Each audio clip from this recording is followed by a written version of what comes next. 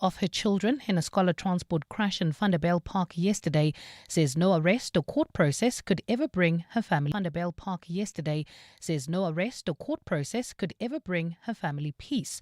The collision between a minibus taxi and a side tipper truck claimed the lives of 14 children, with several others injured.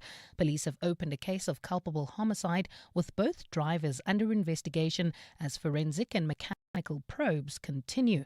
Mongezi Gogo reports. At the cordoned-off scene, the mother stood numb, her grief raw and uncontainable, describing a home now silent, school uniforms that will never be worn again, and a life forever split into before and after. She says justice, arrests or courtroom answers mean little when two of her children left for school and never came back.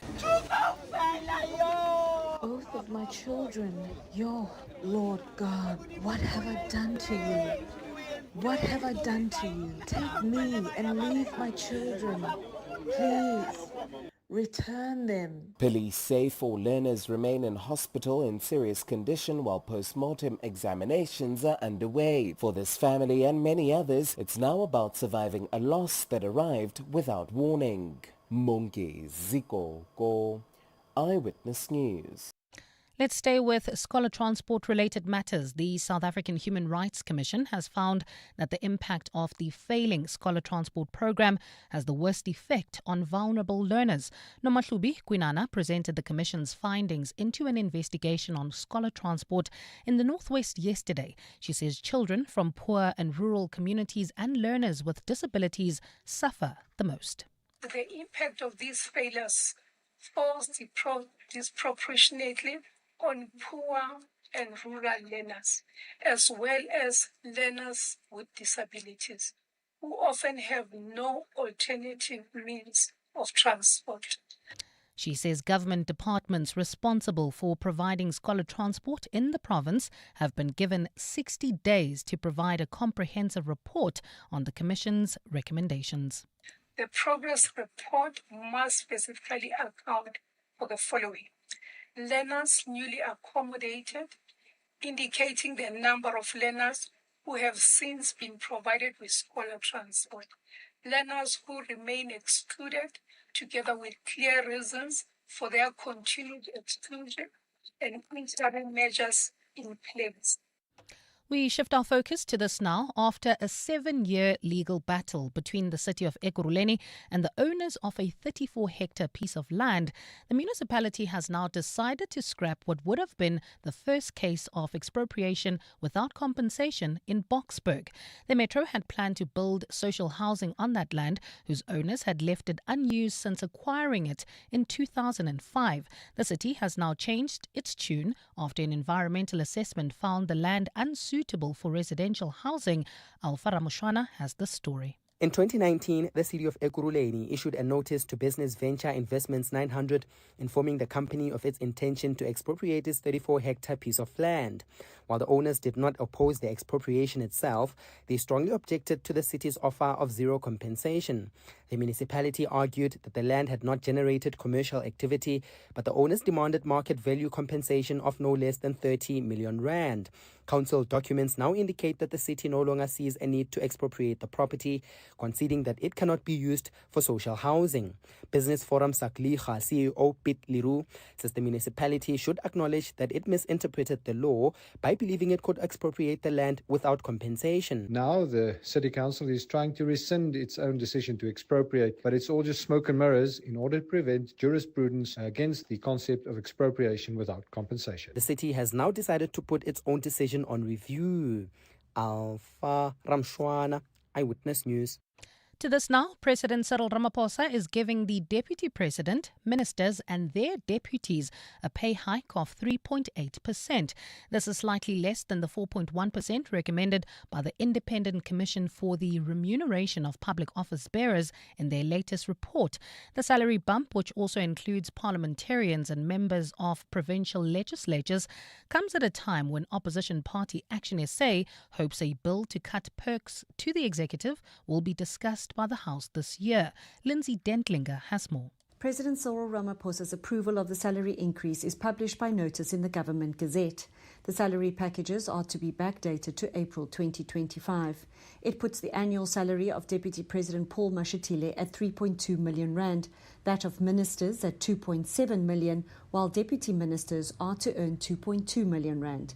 The president's salary is not included in the schedule since his salary is approved by Parliament.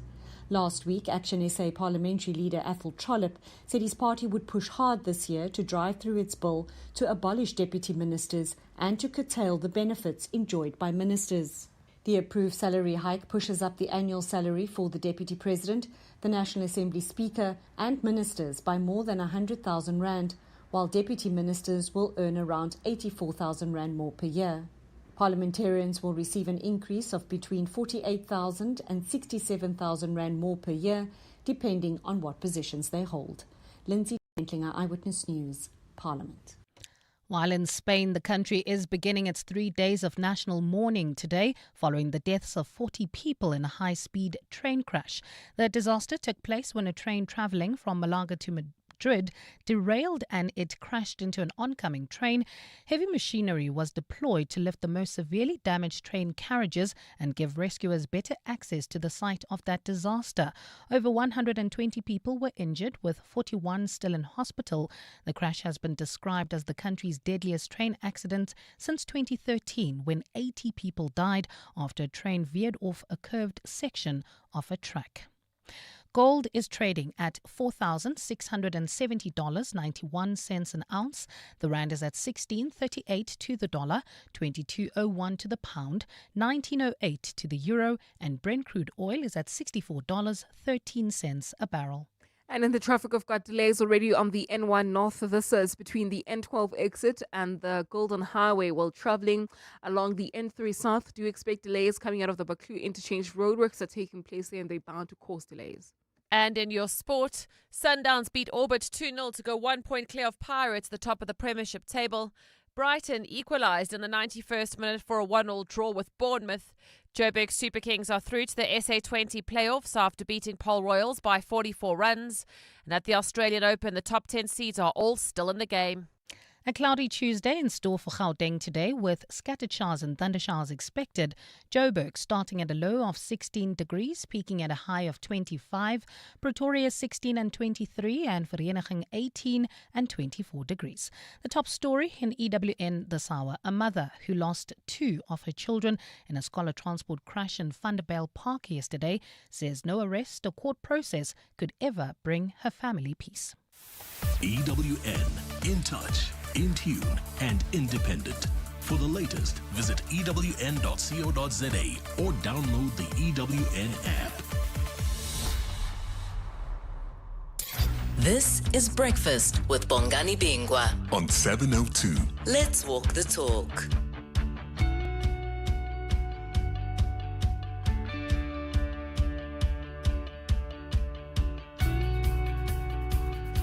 Nine minutes after 6 o'clock. Welcome to 702 Breakfast on this 20th of January 2026. We start the show with a somber note this morning.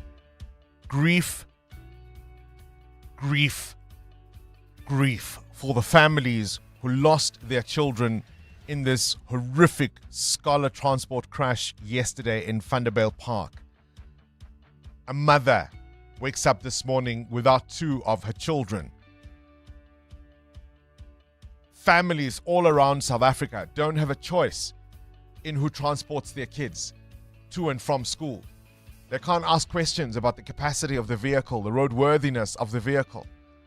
They can't ask questions about the number of learners who are transported in that particular vehicle. They can't ask questions of the driver and their sobriety. They just have to pay and hope that their kids get to school safely. There's a bigger question here to be asked about the country in general and our relationship with the law.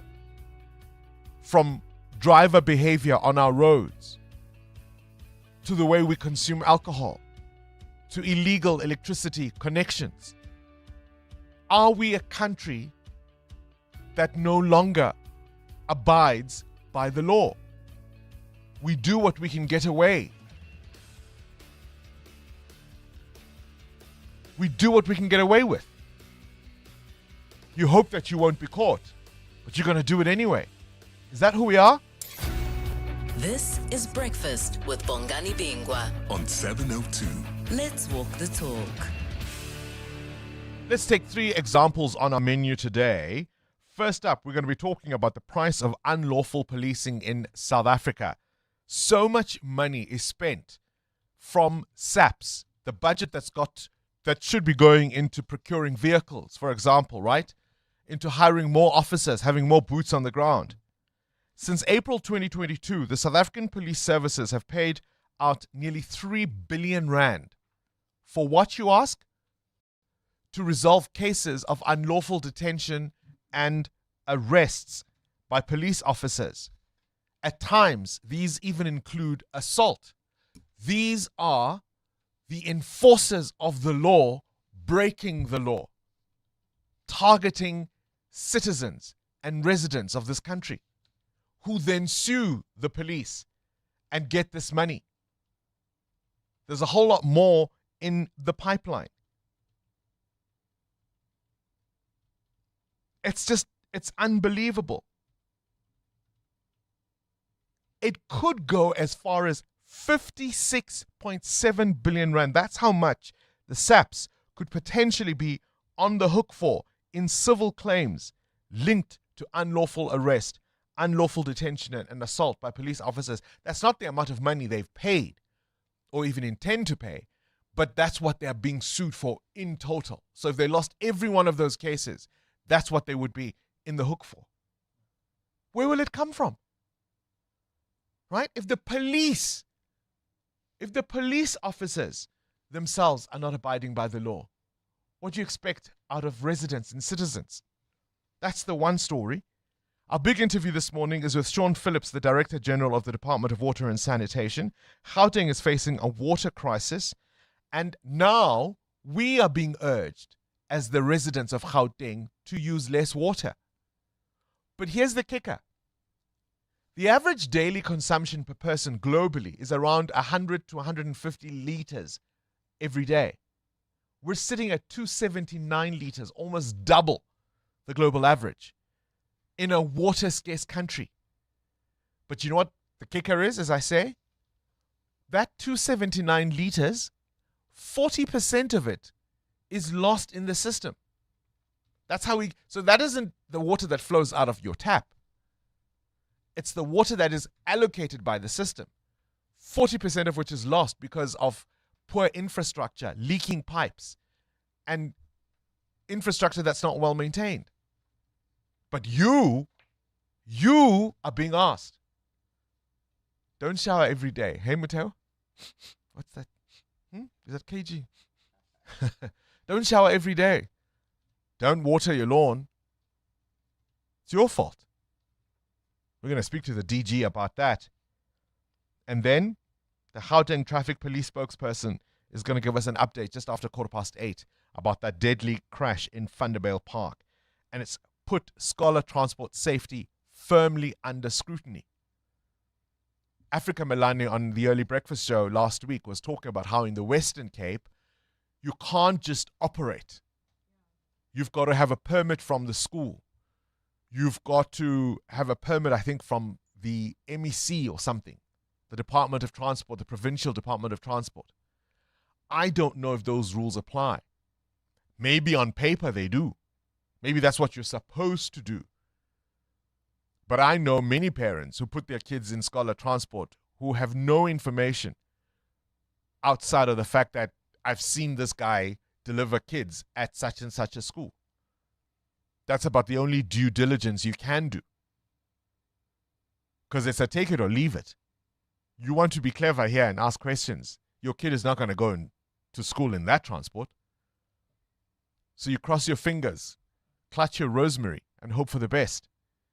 Your rosary, I beg your pardon. Right? That's what it is. So let's take a step back then and ask the question, are we as a society in general lawless? The way people drive on our roads shocks me every day. I have to do a little talk to myself to stay calm on the roads, because it's just the risky behavior on our roads is shocking. I've spoken before about driving behind a police van, and the police officers in the van were throwing away litter outside their windows. And I drove up to them and I rolled my window and I said, but if you're doing this, and they're like, hardy.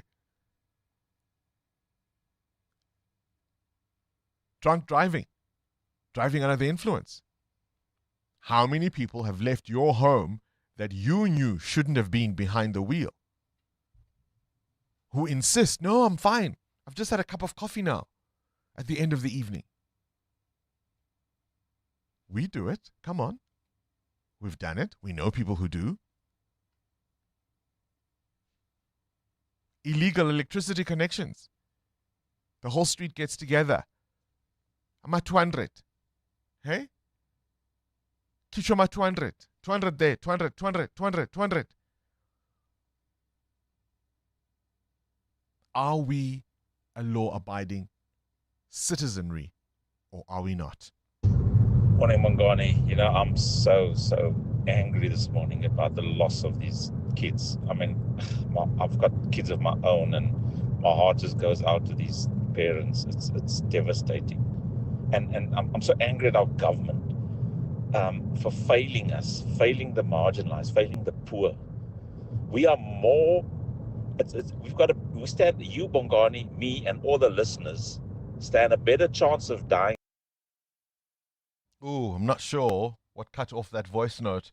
I really wanted to hear the rest of what he was saying. And look, there's a conversation to be had about the enforcement of the rules of the roads. Right? There's a conversation to be had about traffic officer visibility. But there's something to be said about ourselves as ordinary citizens and residents of this country. We've got to hold that mirror up to ourselves. Government has a role, absolutely. The police have a role, absolutely. But just as a society, we've got to do better. We've got to do better. You're with Bongani Bingwa. 7:02 weekday mornings, 6 to 9. I'm not alone, of course. As always, I'm with a team of colleagues here. We've got Siamtanda Matiso and Bapeli Lesambo, the producers in the booth. KG starting the clock. A very good morning to you, Amo. A very good morning, Bongani. Morning 702 Landers. You're a mother. Yeah. What was your response to this story? I had no words. You know when they say that there's no word that describes a mother who's just lost their children, because if a wife loses her husband, we can say that she's a widow. If do you know what I mean? There's no word that describes a mother who's just lost her children. And that on its own explains how I felt when I saw the incident yesterday. I was heartbroken. I was shocked. I wanted answers. I wanted to know who is this driver. I wanted to know what happened. It was just a lot. Yesterday was a lot. Muteo, you were talking about, I think one of the mothers, there was a visual where she's just seen her child. Yeah, she completely lost it, understandably, of course, under that situation. And it often happens in accidents if somebody, even if it's a pedestrian that gets hit by a car, because you're so disorientated, you could run in any direction and even cause worse things on the roads. And I understood that moment of just running anywhere that she could, screaming, because you don't know how you're going to deal with what you've just seen. It's just unbearable. Exactly. And it's one of those, those harrowing screams that came from that particular scene, because the parents were held off by the police for a while because investigations have to go on. Paramedics have to do what they need to do. Try and save whoever they can. First responders, it's one of those. But the parents are frustrated, saying, we've been here since 7 a.m. We don't know what's going on. I just want to see if my child is alive. Yeah. And thank goodness for the eyewitnesses that were on the road who were able to account for what exactly happened with the driver, because I don't think we would have been able to know what exactly happened. To piece it together and say, actually, this driver was driving ahead of me. He overtook this car. He overtook the next one, and he was just speeding.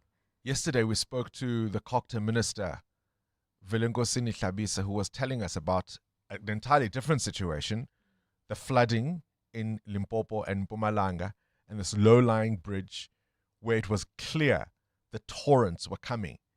And there were other motorists who were waiting for the water to subside. And one guy thought, no, he can handle it. And of course was swept away by the waters. It's that kind of thing, right? Where this man was overtaking a number of vehicles with the kids in the car and collides with a truck. And what is the truck driver to do? Because if they veer off too quickly, that could cause other problems. And it's the kind of thing we see on our roads all the time. Let's talk. 011 883 0702. 702. Muteo Haripa, you've got a question of your own? Yeah, I want to know from you and the rest of the 702 landers, Bongani, what's an interesting fact that you heard about a place that made you want to travel there? So it could either be food, interesting attractions, Japan, food, wonders of the world.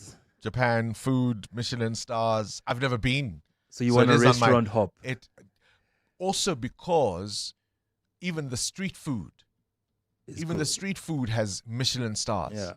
So it isn't just about the fancy. I mean, I've been to Japanese restaurants. Yeah. And for me, it's the high watermark of fine dining.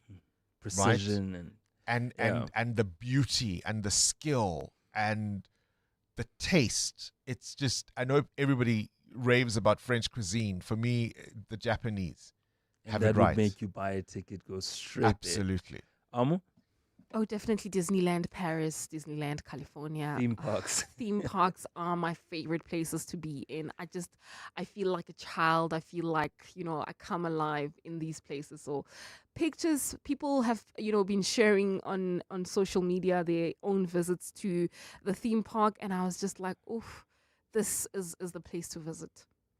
All right. We're curious about what prompts that question. And I also want you to tell us where you want to go, because you've heard such great things. By the way, we are live streaming on YouTube. You can catch us there, seeing all the messages that are coming through on the YouTube line. Many of you talking about how heartbreaking it is. No parent deserves this pain. May the departed innocent souls rest in peace. This was tragic. 2026 is just too busy and eventful. Kuningi already. 702. Weather. What conditions can we expect on this Tuesday? A cloudy day in store for Gauteng today. Scattered showers and thunder showers are expected. Temperatures more or less the same as yesterday. Joburg maxing at 25, 24 for Eniging, 23 for Pretoria. Cape Town 28 degrees, Bloemfontein 31. Durban maxes at 26 degrees. Gqeberha 25, Kimberley 33. EWN Traffic. This EWN Traffic is brought to you by Outsurance. SMS out to 45142 now. And you could save on your car insurance. If you don't, ask them for 500 Rand. Amo? Well, Bongani, we've got delays reported already in the Edenville area. This is due to a car that is stuck on the road. It's on the R24 West, right near the Giluli's interchanges, causing delays coming out of Edenville Road. There's also queuing traffic on the N3 North, not far from the scene, between Linksfield Road and Boerfontein Road. Peak time delays there. And speaking of peak time pressure in the city of Tshwane, expect more along the R80 East Mabopane Highway, just as you approach Eskom Pahlele exit. I'll have more updates coming up for you. Stay tuned. There's more EWN on air, online, and on the EWN app. The Outsurance pointsmen know that every car on the road carries a story. There's a car with a nervous but excited first-time driver waiting for the perfect gap to switch lanes. I can do this. The pressure. The Outsurance pointsman knows not just a car in traffic. It's a sense of freedom and independence on the move. Every story is different and every story matters. That's why the Outsurance pointsmen have been doing what they do since 2005 in proud partnership with 702. Outsurance is a licensed insurer and FSP. Start your day with Bongani Bingwa on 702. Let's walk the talk. 25 minutes after 6 o'clock. Things you need to know at this hour. The US President Donald Trump stirring fresh tensions with Europe. It's quite extraordinary how desperate he is to win this Nobel Peace Prize. So now he's going after Norway, the Norwegian Prime Minister confirming that he indeed received a message from the US President who told him that because he was overlooked for the prize, he is no longer going to be thinking in terms of peace. And I'm going to read from the statement. Considering, dear Jonas, he says, considering your country decided not to give me the Nobel Peace Prize for having stopped 8 wars plus, I no longer feel an obligation to think purely of peace, although it will always be predominant, but can now think about what is good and proper for the United States of America. Denmark cannot protect that land from Russia or China, and why do they have a right of ownership anyway? There are no written documents. It's only that a boat landed there 300 years ago, and we had boats landing there also. And it's just unbelievable. Donald Trump upping the ante. Of course, the Norwegian government has nothing to do with the Nobel Peace Prize committee that awards the Nobel Peace Prize, and certainly Norway has nothing to do with Greenland, because it is an autonomous territory that belongs to neighboring Denmark. But nonetheless, the US president upping the ante on that one. China is counting figures it's never had to consider before absence. New figures released yesterday show that under 8 million fewer babies were born there last year. That's, I beg your pardon, just under 8 million babies were born there last year. That's the fewest since the country began keeping records in 1949. 8 million. But that's the fewest. This despite, of course, remember they once had the one-child policy that was scrapped, and they've been giving out all sorts of incentives to make people have more babies, and people are simply choosing not to because of the cost, the pressure, housing, work, and uncertainty. In Sydney, in Australia, beaches are having a frightening few days. In just over 24 hours, 3 shark attacks. A 12-year-old boy was badly injured after jumping into the water at, guess what? Shark Beach in Sydney Harbour, saved by friends who pulled him out. On Monday evening, a surfer in his 20s was bitten on the leg and is in a critical condition. And earlier that day, an 11-year-old boy escaped without injury, but a shark did bite his surfboard.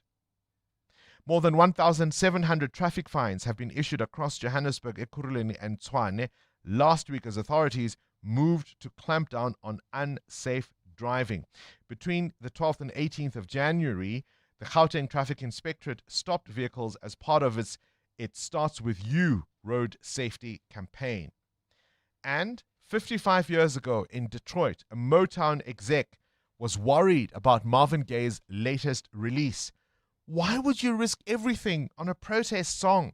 Sing love songs, man. What's happened to the love songs? This, of course, as the singer released his seminal song, What's Going On? And it landed on the radio when America was burning, Vietnam was on television, police clashes on the streets, and cities divided by race and class. Marvin Gaye asked that question on the 20th of January 1971. And doesn't it still apply today? What's going on? Father, Father, we don't need to escalate.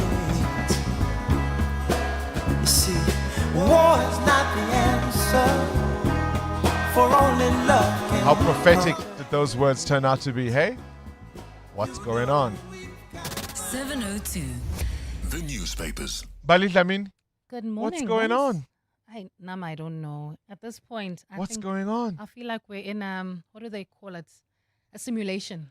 There was a meme towards the end of last year, Yeah. and it showed this guy who had been beaten to a pulp, his face swollen, bloodied, black-eyed, and it said this was somebody who'd gone to 2026 to see what it was like, and he's come back to tell us.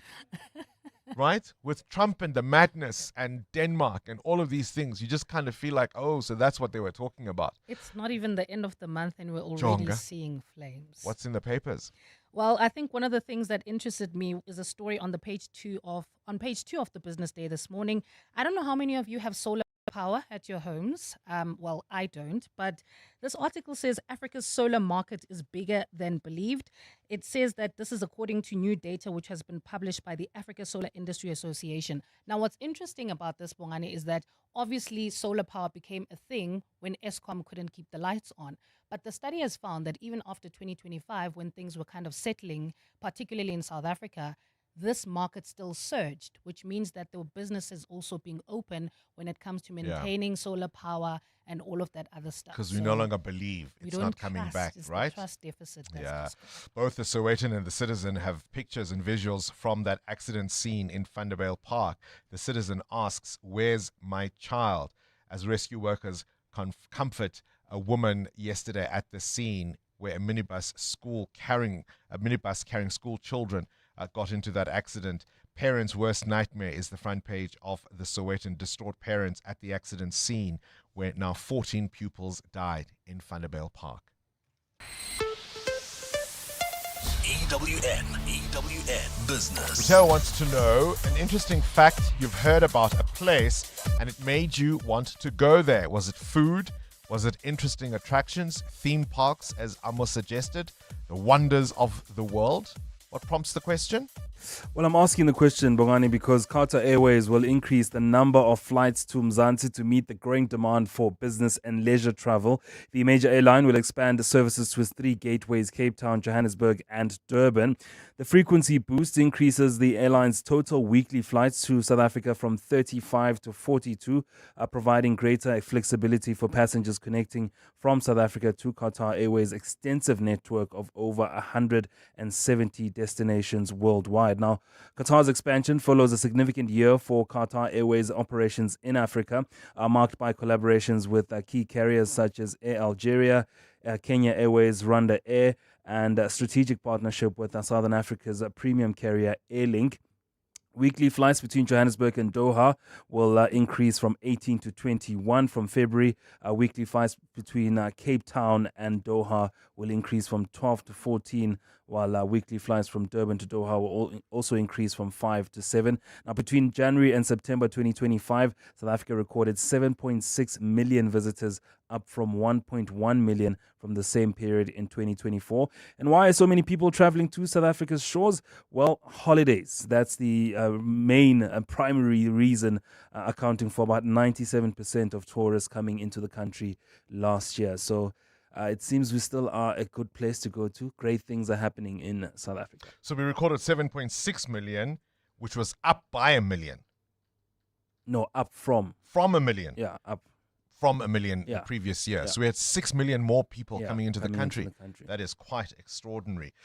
Where's the rand? Rand at this hour, 16 Rand 38 against the US dollar, 19.09 against the euro, and 22 Rand 1 cent against the British pound. Price of gold at $4,680 an ounce, or platinum is down by more than 1% at $2,347 an ounce. Or Brent crude was at $64.08 a barrel. More business after 7. Back to the news desk once again. Good morning, Mbali Dlamini. Thanks, Bongani. A very good morning. Government has flagged town planning as a concern for most townships as weather-related disasters continue to hit parts of the country. President Cyril Ramaphosa says he is concerned about how town planning is not looked at carefully. He voiced this concern yesterday while visiting Mpumalanga, which has been severely affected by the recent flooding. Town planning in our country, we must all admit, has actually gone down. We now need to increase our town planning capability and get more young people to take up the town planning course. Last week, Ramaphosa paid a visit to Limpopo, which has also been affected by inclement weather. The severe weather has resulted in the loss of lives as well as severe infrastructure damage. Ramaphosa says there is room for improvement in ensuring that response is proactive rather than reactive. Private security company Gauteng Anti-Crime Units claims the drug bust operation, which led to the arrest of Action SA's mayoral candidate in Ekurhuleni Xolani Khumalo, was sanctioned by the police. Khumalo, who turned himself in to the police yesterday, made a brief appearance at the Palm Ridge Magistrates Court. He is facing charges of assault and the pointing of a firearm. It's alleged he assaulted an adult male at his Katlehong home on the 18th of December last year. Tabiso Koba reports. Gauteng Anti-Crime Unit claims its members, along with Xolani Khumalo, were invited by SAPS last year to raid the home of a notorious drug dealer in Katlehong. Following the operation, an adult male opened assault cases against the unit's chairperson, Duma Khatebe, and Xolani Khumalo. The security unit spokesperson, Mojalefe Boya, says they were there at the operation to provide additional muscle to SAPS. You could see even today when we were there at court, the very same police that we were working with on the day, today we were more like they don't know us. So we feel a lot let down because it was not our operation, it was SAPS operation. Nonetheless, we will allow the law to take its course. But I can tell you from the back of my head that majority of us will be reluctant to help SAPS. Boya also confirmed the raid was not part of Khumalo's reality crime-busting TV show, Sizokuthola Thabiso Goba, Eyewitness News. Let's stay with crime-related matters. Western Cape Premier Alan Winde says new technology could play a key role in reducing crime in that province.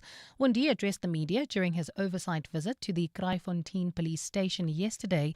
Kraaifontein is one of the policing precincts with a high crime rate in the province. In crime statistics released in November last year, murders in that area rose by 23% between July and September of 2025. Ntutu Zelonene has more. Premier Alan Winde says he has held discussions with provincial police management on how modern tools can be used to support law enforcement in crime-fighting efforts. Winde says technologies such as data-driven policing and surveillance systems can help police respond faster and deploy resources more effectively. We had a long discussion on drone technology, and training, and are there other areas that we can work together on? I got confirmation that our next meeting with the Minister is going to be around the 4th or the 5th of February, where we are supposed to take our discussions to the next level. He's reiterated that the provincial government is serious about working with the SAPS to bring down crime levels. Ntutu Zelonene, Eyewitness News. While in Chile, nearly 1,000 homes have been destroyed by wildfires, which have been raging since Saturday. Fanned by strong winds and high temperatures, the fires have already claimed the lives of 20 people. Yesterday, government declared a state of emergency in order to release more resources to help fight the fires. This has allowed for the deployment of soldiers to the worst affected areas. Wildfires have severely impacted the south-central parts of Chile in the recent years, especially in its warmest and driest months of January as well as February. In your weather, a cloudy Tuesday in store for Gauteng today with scattered showers and thundershowers expected. Lows of between 16 and 18 degrees and highs of between 23 and 25. And in the traffic, we've got delays on the N12 East. This is just as you come out of Klipprivier Drive. It's due to a car that's stuck on the road. Please be on the lookout there while traveling. On the N1 North, we've got delays between the N12 exit and the Deep Kloof interchange. That's due to another car that is stuck on the road right near the Golden Highway. The top story in EWN. Government has flagged town planning as a major concern for most townships as weather-related disasters continue to hit parts of the country. There's a new way to experience all your favorites. Pulse Africa, the 24/7 fast channel, now live on primemediaplus.com and the Prime Media Plus app, bringing you the best of Prime Media around the clock. Watch the biggest moments from 7:02. It's non-stop entertainment and authentic African storytelling, all from Africa's leading media network. Pulse Africa, only on the primemediaplus.com and Prime Media Plus app. The municipal services are vital to keeping the city safe, clean and functional. By paying for municipal services such as your water bill, you're investing in Johannesburg's water supply. Paying for your services is not just a transaction, it's a commitment to your community's sustainability. Help pave the way for a brighter tomorrow, one payment at a time. It's brought to you by Joburg Water, a utility that cares. Fly SAFA has been named the most on-time airline in Africa and the Middle East by Cirium, world leader in aviation analytics. That's 3 years in a row we've been recognized for reliably getting you to the places and faces you love. But reliability doesn't come from shortcuts. It comes from care, consistency, and a commitment to service excellence. Because getting you there on time isn't just what we promise, it's what we do. Fly SAFA for the love of flying. Naked people are popular at Braai's Because naked people spend less money on insurance premiums, they have more money for T-bone steaks. Go to naked.insure now, get a car insurance quote in 90 seconds, and get naked. Naked Financial Technology is an authorized FSP. John Perlman. Weekday afternoons, 3 to 6. The many mayors that Nisen has had and the many parties that have held the mayorship. The DA was in control from 2000 until 2004. If I look at your own party, the African National Congress, Mr. Mayor, you've held the mayoral seat since August 2022. I mean, you've had a good period of time to actually get things fixed up. Yes, I do acknowledge, but in terms of planning, a council and organization at that stage, we did not plan properly. So you would take responsibility for that? We do acknowledge some mistakes. John Perlman. 3 to 6 on 702. 702 Afternoon Drive with John Perlman is proudly brought to you by Telkom Business. Possibility begins here. 702. WhatsApp Bongani on 072 702 1702. Morning, Bongani and team. This is Tabo from Alberton. Hey, you just made my morning when you spoke about the police guys, the police officers throwing lead out of the marked vehicle. And you said you went to them and they said, hurry. Oh, you killed me there. Yeah, we're asking the question very simply. Are we in general, and I know it's a generalization because obviously there are many of us who are trying to do the right thing, but in general, as a society, are we law-abiding?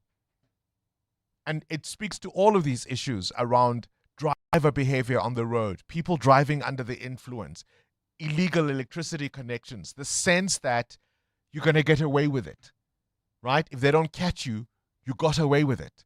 Is that who we have become? Africa Melane was pointing out the fact that 2/3 of us don't actually consume alcohol, but we're known as a nation of drunkards. How many times on a random weekend would you be driving in a neighborhood and seeing people walking in the streets holding a big bottle of beer or cider? What do they call it? Ngudu.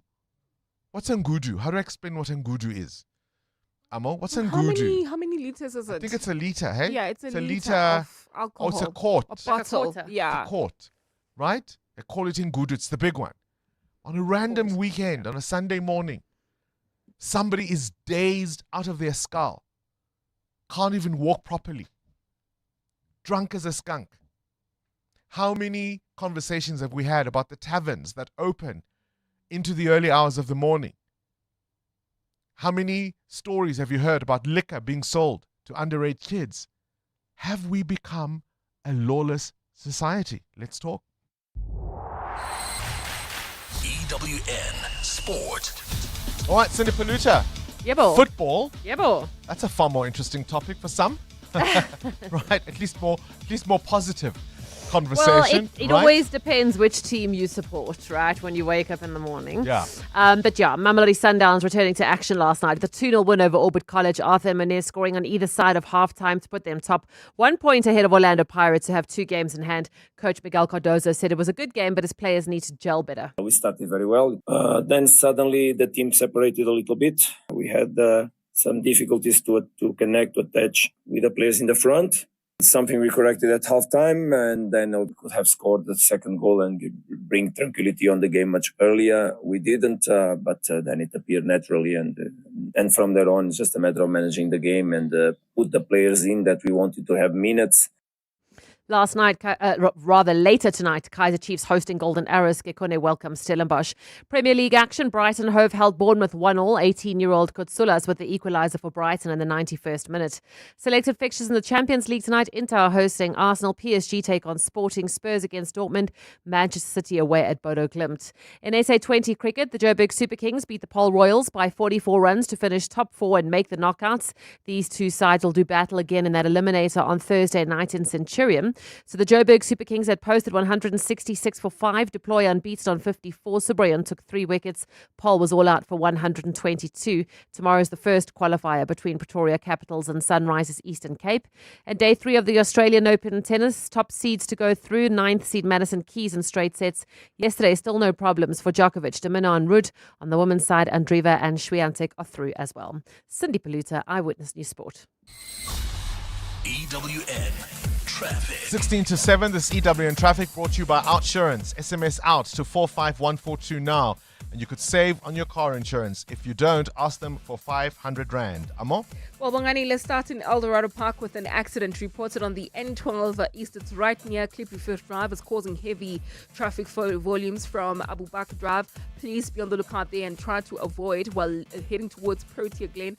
Heavy delays on the N12 West approaching the R558. We do know that faulty traffic lights are causing these delays, so do expect about a 10-minute hold up there. And if you're heading towards the Joburg CBD via the N1 North, do expect to be held up as you approach the Deep Kloof interchange.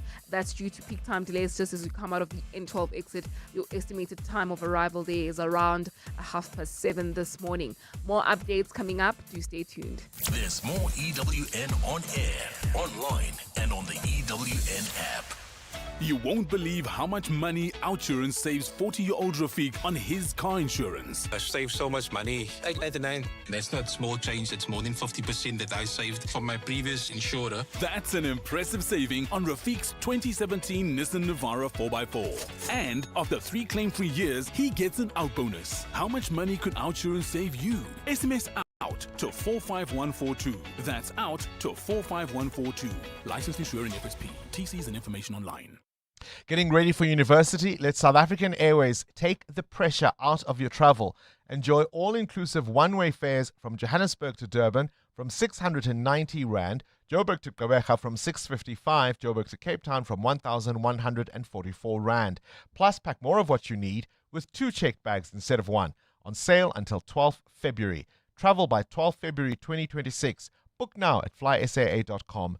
T's and C's apply. 702. Coming up at 7:15, the big interview. Need a seat? Try 7 or 5. It's your call. Want a sunroof? Make it a panoramic. Gotta have power? How does award-winning 138 kilowatt sound? The Changan CS75 Pro is big enough for the kids, smart enough for your playlist, and stylish enough for your Friday night too. Why settle when you can have it all without compromise? The Changan CS75 Pro. Drive tomorrow's SUV today. Visit changanmotors.co.za for more. Changan, driven to evolve. Coming up in the next hour, what's the question? It's brought to you by Outsurance. 3,000 Rand in cash is up for grabs. So you send us an answer based on something you heard on the show that piqued your interest. For that, you win 1,000 Rand. WhatsApp us your name and the answer to 072 702 1702.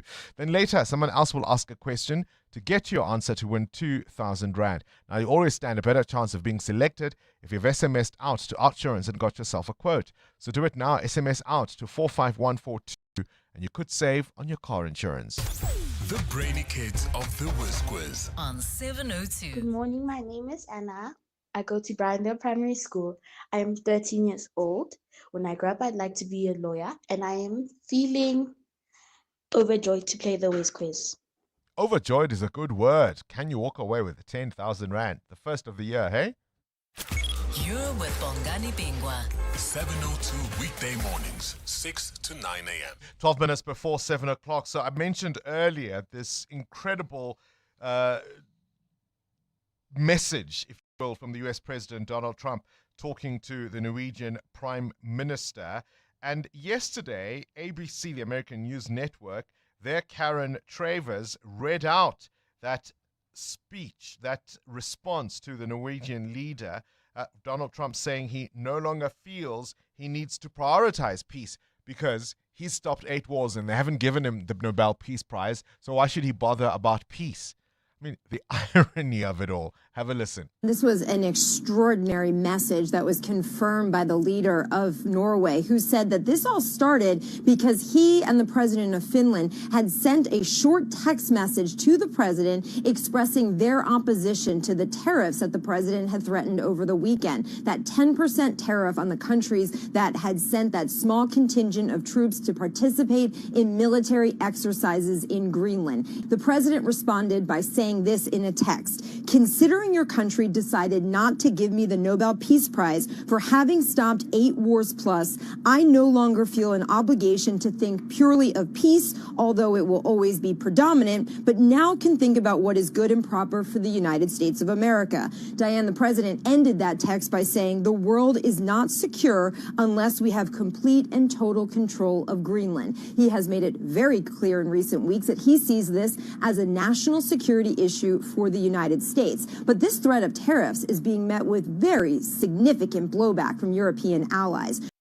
We shall see, of course, what exactly Europe will do and whether or not Donald Trump will enact those tariffs.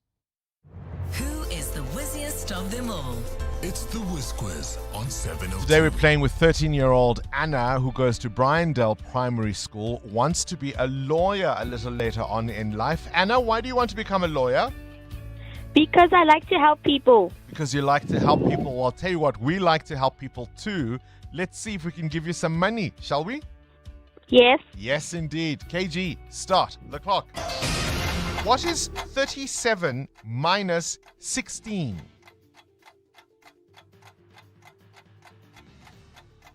26. 21. Spell the word compose. COMPOSE. Correct. In which sport are the terms parallel bar and rings used? Gymnastics. Correct. True or false? A male duck is called a drake. True. Correct. In South Africa, what sport is organized by SAFA? Football. Correct. Which month has more days, February or December? December. Correct. Does the word constantly mean often or never? Often. Correct. Complete the animal idiom. He was playing cat and what with them? Please repeat the question. Complete the idiom. He was playing cat and what with them? Mouse. Correct. Oh, you did really, really well. The first one trumped you. That's the arithmetic question, but you did really, really well. You got them all correct, and you walk away with 1, 2, 3, 4, 5, 6, 7 correct answers. Very, very well done. 700 Rand is what you walk away with, Anna. Fantastic start to the new year. The brainy kids of the Whiz Quiz on 702. Current events, developing stories, tough questions. Your voice making a difference. This is Breakfast with Bongani Bingwa. 8 minutes to 7 o'clock. Let's move on to this story. A number sitting there quietly in a parliamentary reply should make us all stop, listen, and pay attention. 56.7 billion rand. 56.7 billion rand. That's how much the South African Police Service could potentially be on the hook for in civil claims linked to unlawful arrest, unlawful detention, and assault by police officers. So since April 2022, SAPS has already paid out nearly 3 billion rand in 2.8 billion. And as of September last year, there were almost 50,000 unlawful arrest and detention cases pending nationwide. And across multiple years, the provinces of the Northwest, Gauteng and KZN, repeatedly topping the list for incidents and payouts. These figures were disclosed by the Police Minister, Firoz Kashalia, in a written response to Parliament. Is he acting or is he minister? Anyway, that's another point for another day. The minister, of course, careful to point out that that 56 billion rand is contingent liability, not money already lost. But of course, the scale, I think, tells you a story, does it not? Today, we've invited Ricardo Teixeira, who is a defense analyst at the Institute of Race Relations, to join us to help us wade through this. Ricardo, thank you for your time and welcome to our program. Morning. Thank you very much for having me. I mean, just almost 50,000 unlawful arrest and detention cases pending. This projected liability of 57 billion rand. I mean, those are extraordinary numbers, aren't they? Yeah, just to put it into perspective, the defense budget is 59 billion rand. So it's almost the same as our entire defense budget. So what does that tell you about the state of policing in this country? I think the state of policing in South Africa is in serious trouble. I don't need to be a defense analyst or an expert, I think anyone can tell us that now. We just need to look at the Madlanga Commission. Also, if we look at all of the polls that came out last year, public trust in the policing is at one of its lowest points. I think it's ever decreasing. South Africans just don't trust SAPS. We don't feel safe to walk at night. We don't feel like SAPS is going to answer our calls, and we don't feel that SAPS is going to deal with our cases appropriately. I often say, when it comes to the police, I'm careful to make general statements because I really want to believe there are men and women in blue who are dedicated, who are committed, who do their work diligently. But at what point do we look at this and say it surely can't just be individual misconduct, that perhaps this is a systemic failure? I think that it is a systemic failure. I think we have a systemic issue with our policing model and our police service in South Africa. We do have very good police officers, but they are few and far between, and they are overworked. So how do we fix it? I think it's the same issue across the board in our security cluster, and I think at this point the only option is to go back to the drawing board and start over. We need to accept that our policing model has failed. We need to adopt a new policing model. The Institute for Security Studies has often pushed evidence-based policing, and they've come up with tons of great research. In fact, their leader of their police program is now the advisor, Gareth Newham. He's the advisor to Howard Kruglia, and I honestly can't think of anyone better for the job. And I think we need a completely new policing model, and we need a completely new restructuring of the police service. And anything short of that is not going to be enough, in my opinion. I think we need to go as far as changing the name, because the phrase SAPS has almost become synonymous with corruption and crime. Beyond just the name change, though, Ricardo, perhaps help us understand the jargon a little clearer. When you say the policing model is wrong, what does that mean? So SAPS currently uses a community-focused or community-based policing model, and in my opinion, it's not enough. It is part of a strategy, but it isn't a whole strategy on its own, and it focuses on trying to build relationships with communities so that communities are more likely to work with the police and report crimes and so forth.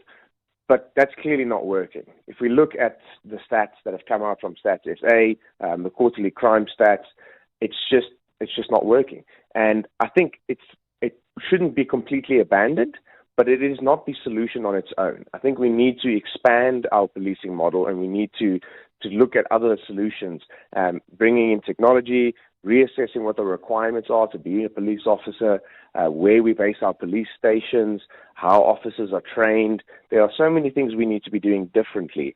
And I think it's time to accept that just the current way of doing things is not working. Also, consequence management must surely be an issue, because if this kind of thing, the unlawful arrests and assaults, keep happening on this scale, clearly consequences aren't landing. Yes, I think we need some serious accountability, and I think this is across the board in South African government, is that consequence management is just not there. And we saw with the Madlanga Commission, I believe it was the CFO from SAPS on the financial side, noting that there just is no consequence management. And it's shocking to see. I mean, 56.7 billion rand in liability claims tells you that police officers aren't afraid of pushing the limit of what their powers are and what they're supposed to do, and doing so without any clear justification. And in many cases, unlawfully arresting people. It's clear that they aren't afraid to do that. So if the idea then is community-based policing, building trust within communities, and yet the officers who are meant to be protectors are the ones often turning on members of those communities in unlawful assaults and detentions, surely that is counterintuitive. It's counter to their very strategy. Yeah, and I think that is where we need to admit that the strategy is just not working. What do we say also in terms of command and oversight and even discipline, in terms of just how structurally the service is working? I think one of the biggest failures of SAPS was after George Favaz, after his tenure as National Commissioner, when they reinstituted the ranks within the police service and made everyone at the top ranks generals again. I think that was part of the problem. I think the professionalization of SAPS in the late 90s was a good step, and reversing that is part of the problem. We've got too many generals in SAPS. I know people like to joke that SANDF has too many generals, but I think we do have too many generals in SAPS. And if we look at the political management as well, if we look at the Madlanga Commission, I think a very big problem with SAPS is the fact that it has its own minister. If you look across the world, most countries do not have a minister of police. The police are either under the Minister of Justice or the Minister of Interior, which in our case would be Home Affairs. They do not have their own independent ministry with their own independent minister that just oversees police. And I think that's part of the problem. Because Why is that a problem? Why is that a problem? We're seeing now with the Madlanga Commission that a lot of political interference is coming from the ministers. And I think that is the problem there, is that SAPS has just been given too much political power. Gosh. Ricardo Teixeira, appreciate your time. Defense analyst at the Institute of Race Relations. 7:02. Coming up, the big interview. The big interview focuses on Gauteng's water woes, leaking pipes, failing municipalities, delayed supply projects. So why are we, as the residents, being asked to use less water? It's 7 o'clock. This is EWN. Dash cam footage to play a major role in Scholar Transport crash probe, and 163 worshippers still missing after abduction in Nigeria.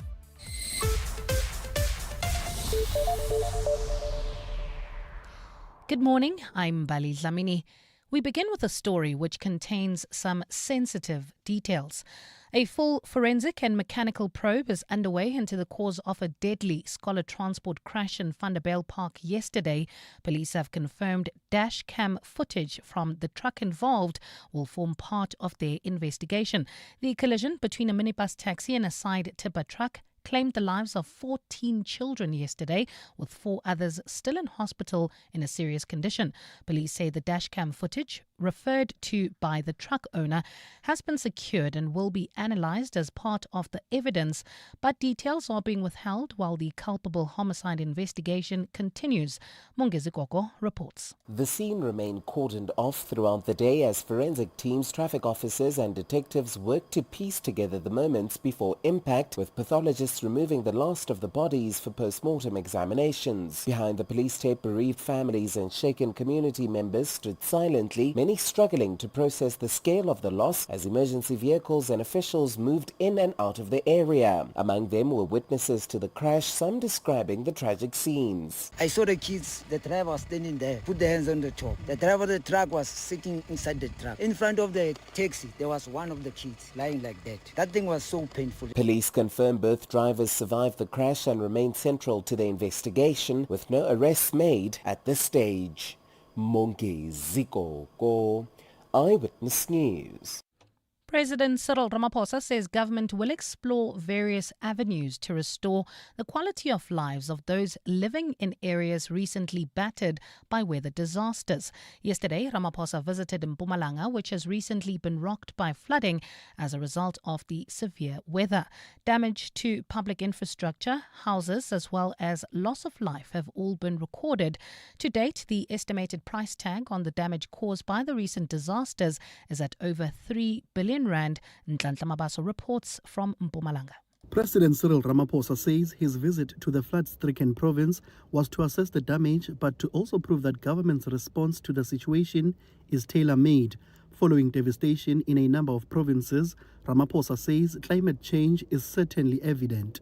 And we are now developing our own disaster responses so that when we have disasters like these, floods and fires, and other forms of disasters, we are able to respond as quickly and as effectively as possible. He says their main aim is to prevent the loss of lives. The paramount issue that we focus on is to save lives, because loss of life is what affects households and families very badly. The president says there is a greater need for finances that will be directed to disaster recovery. Nhlanhla Mabaso, Eyewitness News, Mjechane Village, Mpumalanga. To this now, after a 7-year legal battle between the city of Ekurhuleni and the owners of a 34-hectare piece of land, the municipality has decided to scrap what would have been the first case of expropriation of land without compensation in Boksburg. The Metro had planned to build social housing on the land, whose owners had left it unused since acquiring it in 2005. The city has now changed its tune after an environmental assessment found the land unsuitable for residential housing. Alpha Ramushwana has the story. In 2019, the city of Ekurhuleni issued a notice to Business Venture Investments 900 informing the company of its intention to expropriate its 34-hectare piece of land. While the owners did not oppose the expropriation itself, they strongly objected to the city's offer of zero compensation. The municipality argued that the land had not generated commercial activity, but the owners demanded market value compensation of no less than 30 million rand. Council documents now indicate that the city no longer sees a need to expropriate the property, conceding that it cannot be used for social housing.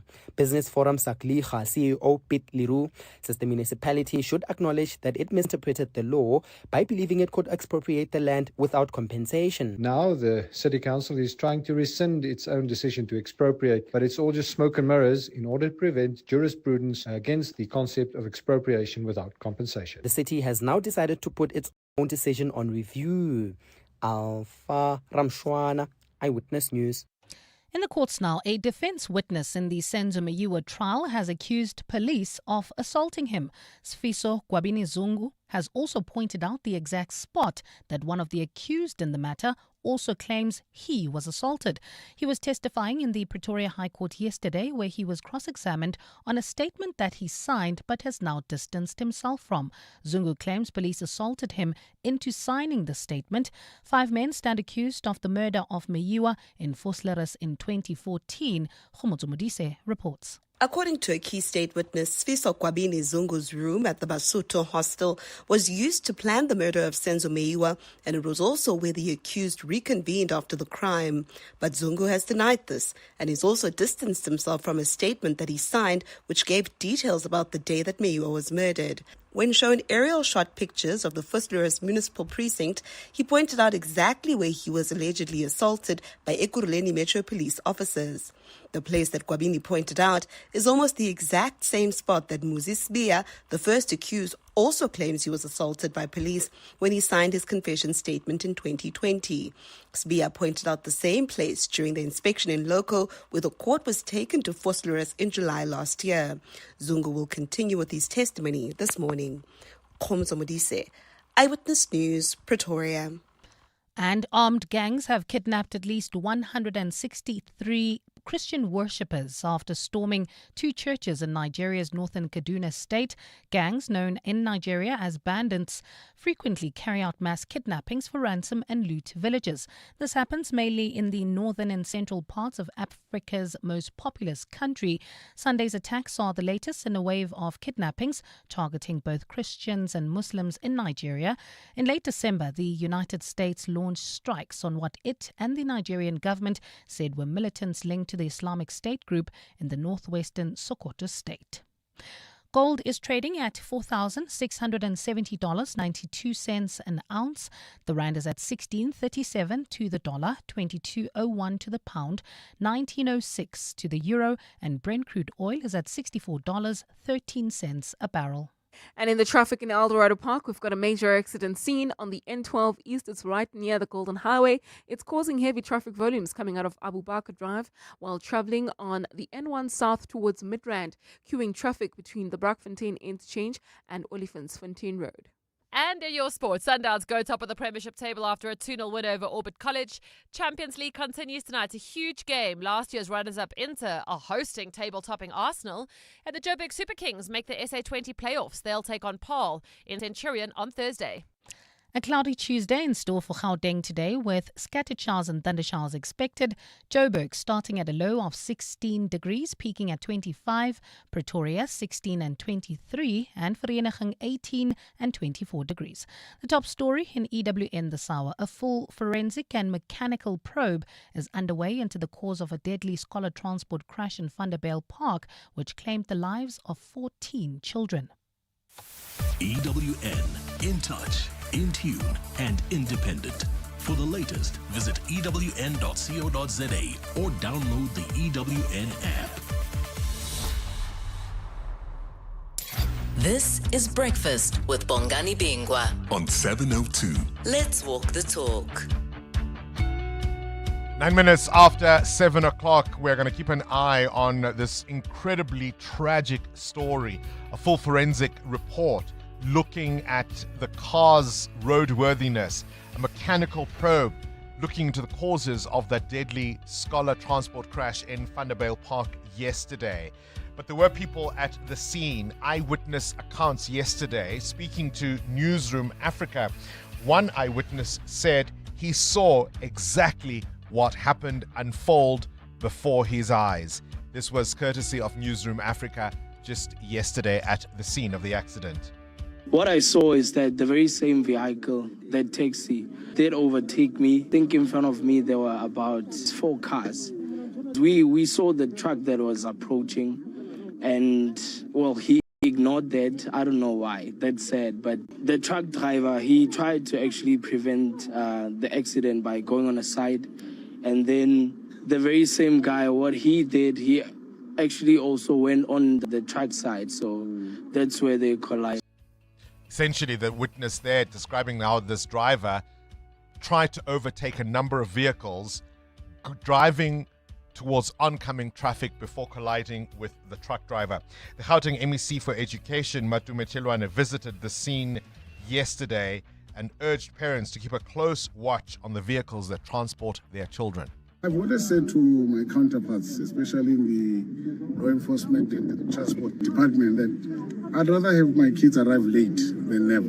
And I've always called for greater awareness from parents to monitor the vehicles that are taking their children. I mean, now one of the colleagues here says this driver was reprimanded last week on how he drives. And those are consciousness that I expect. But in this case, it's a different scenario. As you can see, I don't know the state of the vehicle. The police will determine on the investigation if the vehicle was roadworthy or not. What was the state of the driver? Can they? Can parents ask these questions about the capacity of the vehicle? About whether or not the driver even has a public permit? Can they ask how many scholars are transported in the vehicle? Do they have the power? They can ask those questions. All of those are relevant questions that any parent would ask. Even if you sign up your child to a classroom, those are the questions that you ask. But whether or not you have the decision to put your child in that transport is not up to you, because there might not be any other transport available taking your child to that school. That's what I'm saying. So you can try to ask all of those questions, but Bazot, you're pap. You are too forward. Or they'll just say, go ahead and find another person. If you don't like, take it or leave it. Mm-hmm. So that's what I mean. Those are great questions to ask. But do the parents have the power? Because often that's the only scholar transport that's available.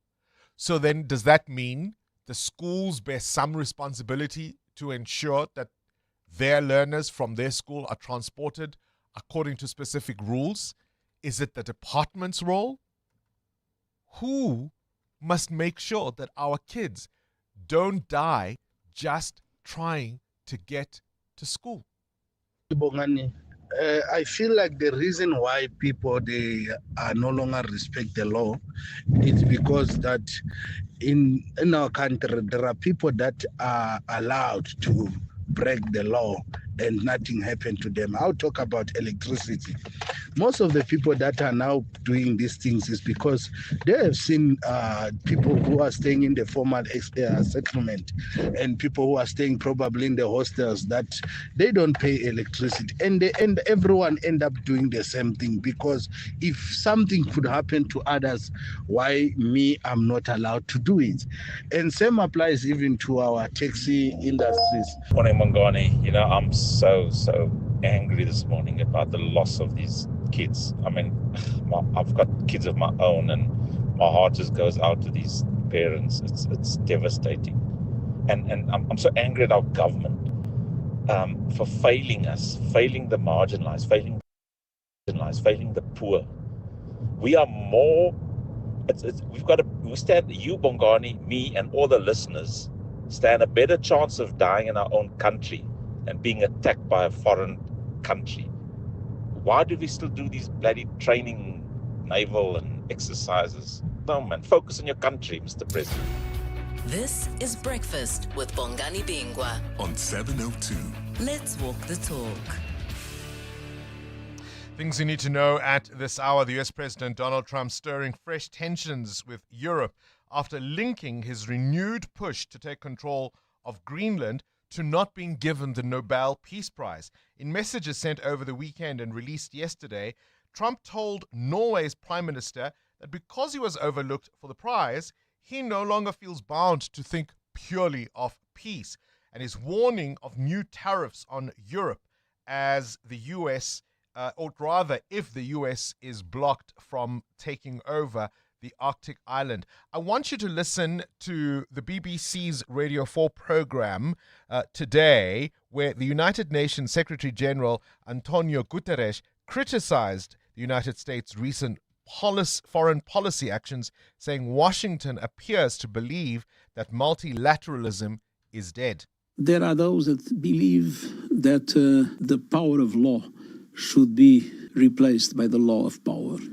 And indeed, when one sees the present policy of the United States, there is a clear conviction that multilateral solutions are not relevant, and that what matters is the exercise of the power and the influence of the United States, and sometimes in disrespect by the norms of international law.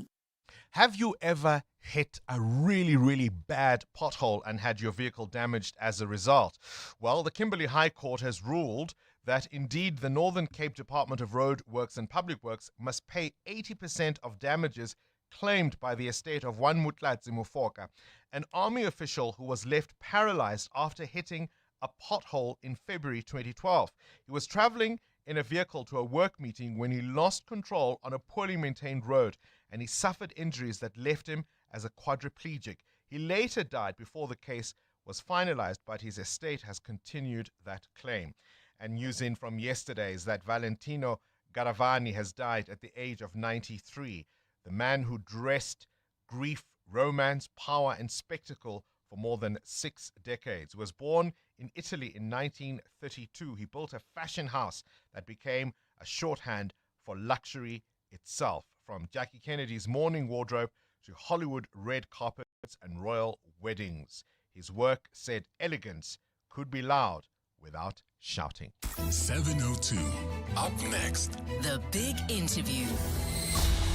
EWN Traffic. Up next, we speak to the Director General of the Department of Water and Sanitation about Gauteng's water woes. In the meantime, this Eyewitness News traffic is brought to you by Outsurance. SMS out to 45142 now, and you could save on your car insurance. If you don't, ask them for 500 Rand. Amo?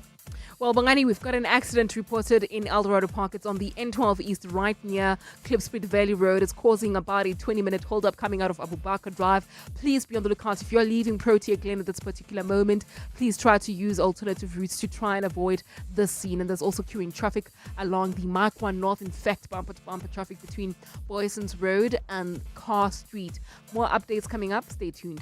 There's more EWN on air, online, and on the EWN app. The Outsurance Postman can't help you make office small talk about your holidays, but they can ease traffic congestion so you can get to work on time. With the Outsurance Postman on the roads for the past 20 years, we can all get to where we need to quickly and safely in the new year. Outsurance really means it when they say you always get something out. In proud partnership with 702. Show them some love online using hashtag #PointsmanLove. 702. The Big Interview with Bongani Bingwa. Water is the one thing we all need and we take for granted, and of course, until the taps run dry. Right now, South Africa is staring at a deepening water crisis. We've had droughts, we've had floods, we've crumbling pipes, decades of neglect, pushing many municipalities to the edge. In Gauteng, the message is stark. Keep water flowing this year, or at least to keep water flowing this year, residents must reduce usage. Calls are for up to 40%. Dr. Sean Phillips is the Director General in the Department of Water and Sanitation and joins us to help us understand what the real challenge and threat is and what you and I can do to reduce its impact. A pleasure, as always, to have you on the show. Thank you so much for your time. Good morning, Bongani. Good morning to your listeners.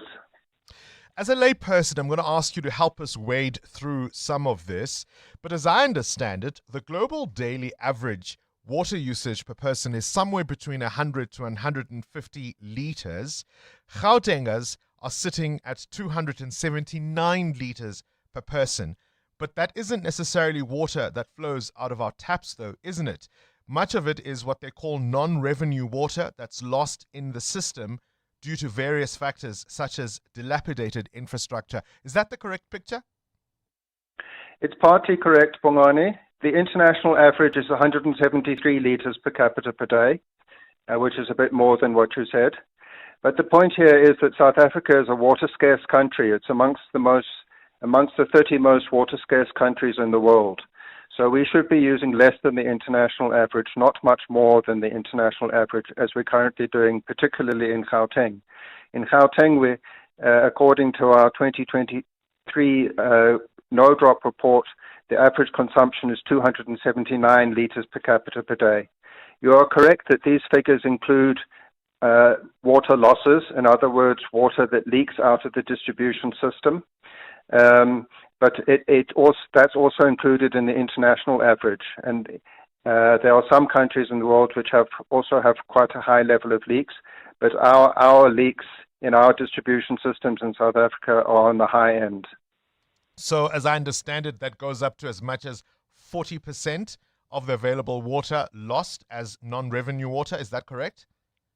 In some municipalities, it's even higher. And for example, in Impoleni local municipality in Gauteng, it's about 75% non-revenue water. Whereas in the city of Johannesburg, it's around 30% non-revenue losses. The non-revenue water is high, it's about 45%. Non-revenue water is water that has to be paid for to produce or bought from Rand Water. And non-revenue water has various components. There's various causes why the municipality might not get revenue from the water that it has to buy or pay to produce. The one is that its billing and revenue collection systems might be weak.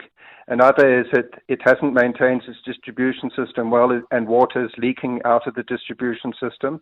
Another is that they might be having the water pressure too high, and when the water pressure is very high, then it pushes water through the system at too high a pressure, meaning that, especially at night, a lot of water leaks unnecessarily out of the places where water leaks in the distribution system. And then finally, illegal connections in Gauteng is also a big problem that results in non-revenue water as well. So you've mentioned the billing issue, distribution system, perhaps too much pressure, illegal connections. All of those things are not things that residents have any control over. So why are we being asked to use less water?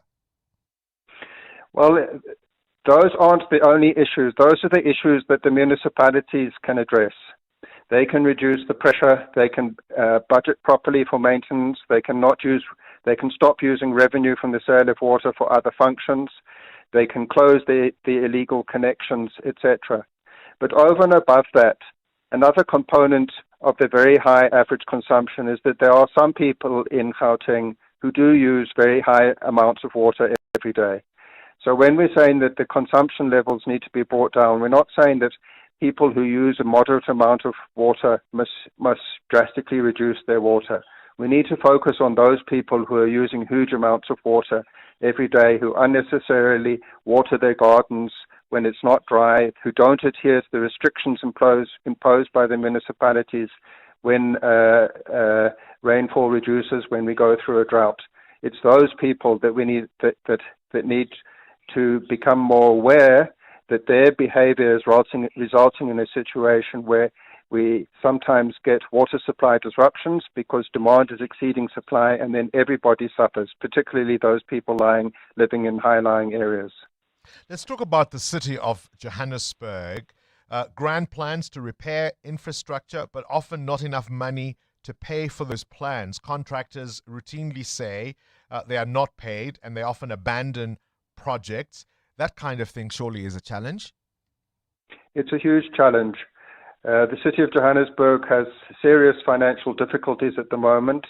What money has been taken out of Joburg Water's accounts that's been budgeted for Joburg Water and allocated to spending pressures elsewhere in the city. Joburg Water has a very good plan, we think, to improve its maintenance, to increase its storage capacity, to increase its pumping capacity. If Joburg Water could implement its plan, then the citizens of Joburg would be in a much better position, and it would greatly reduce the risk of water supply disruptions in future. But at the moment, they're having difficulty implementing it because of the financial difficulties in the city. You've noted that the Lesotho Highlands Project 2 has been delayed, supposedly because of corruption, in some cases both here and in Lesotho itself? Remember, this is the second phase of Lesotho Highlands. In the first phase of Lesotho Highlands, which was completed a long time ago, there was found to be corruption. The World Bank, which was one of the lenders to the project, exposed corruption. There were criminal cases. The CEO of the Lesotho Highlands Development Authority in Lesotho, which is the body which implements the project, was charged in court. There was a trial and he was sentenced to 12 years in prison. So there was corruption on the first phase. There hasn't been any evidence of corruption in this phase. There were various reasons why the start of the second phase were delayed, including, for example, that there was a change of government in Lesotho and that they wanted to renegotiate the treaty between South Africa and Lesotho. And also there were delays in decision-making by my department because there were numerous changes of leadership at the time. But this current situation is that we do allow Rand Water to abstract sufficient water from the integrated Vaal River system currently to supply sufficient water to Gauteng if the average consumption could be reduced. The reason why we're getting water supply disruptions in municipalities in Gauteng is because of this very high consumption, which is particularly high when there's heat waves, for example, when people put more water on their gardens and fill up their swimming pools more frequently. At those times, the demand for water at this very high level is exceeding the available supply that can be provided by Rand Water. So we can stop those water supply disruptions if we bring down that overall consumption, that overall demand. As lay people, as I said in my introduction, some of these things are a little difficult to understand, particularly when we've had such good rains. Yes, I can understand why people would find that strange. But you have to plan a water supply system on a long-term basis. You can't suddenly increase the amount of water supply just because the dams are full today. The weather changes quite rapidly. If you watch the statistics on how full the Vaal Dam is, you can see it can be 100% full and overflowing in January, and then by March or April it can be almost empty because of you can shift quite quickly to heavy rainfall conditions to drought conditions. And you can't supply water on an off basis. Water has we have to provide a steady, sustainable supply of water so that people can plan around it. So that's why we give Rand Water an abstraction limit from the integrated Vaal River system, which is the amount of water that they can abstract per year on a steady basis, even if there are droughts. So the integrated Vaal River system, which includes the Vaal Dam and 13 other dams, including the dams in Lesotho, has enough storage capacity so that when there's moderate droughts, we can draw down on that storage capacity, and we calculate how much Rand water can abstract from that system so that it always provides a steady supply in almost all instances except the most extreme droughts. All right, Dr. Sean Phillips, appreciate your time, Director General of the Department of Water and Sanitation. Could water become the next ESCOM? EWN Traffic. This EWN Traffic is brought to you by South African Airways. It's nearly time to head back to university, so why hit the road? You can fly. Book at flysaa.com now. Amo? Well, Bongani, we've got heavy delays on several roads within the Four Ways area. Routes affected include Cedar Road, Witkoppen Road, along with Winnie Mandela Drive and Main Road. So please be on the lookout there. I'll have more details coming up shortly. Stay tuned. There's more EWN on air, online, and on the EWN app. Matric class of 2025 ready to spread your wings? South African Airways makes your uni journey easier with all-inclusive one-way fares from Johannesburg to Durban from 690 Rand, from Joburg to Gqeberha from 655, Joburg to Cape Town from 1,144. Plus, pack more of what you need with 2 checked bags instead of 1. On sale until 12 February. Travel by 12 February 2026. Book now at flysaa.com. T's and C's apply. EWN Business. All right, Matteo Kharipa, business news. The US President Donald Trump is going to be in Davos. This, of course, as all those geopolitical tensions continue to bubble. What is he going to say now, I wonder? That's very unpredictable. We all don't know, don't we? US President Donald Trump will attend the World Economic Forum in Davos, Switzerland in person for the first time since 2020, bringing with him the largest US delegation yet. Now, world leaders from government, business, civil society and academia are in Davos to engage in forward-looking discussions to address global issues and set priorities. Now, this year's forum is held under the theme A Spirit of Dialogue, expected to discuss how to collaborate in a more contested world. Isn't it just funny?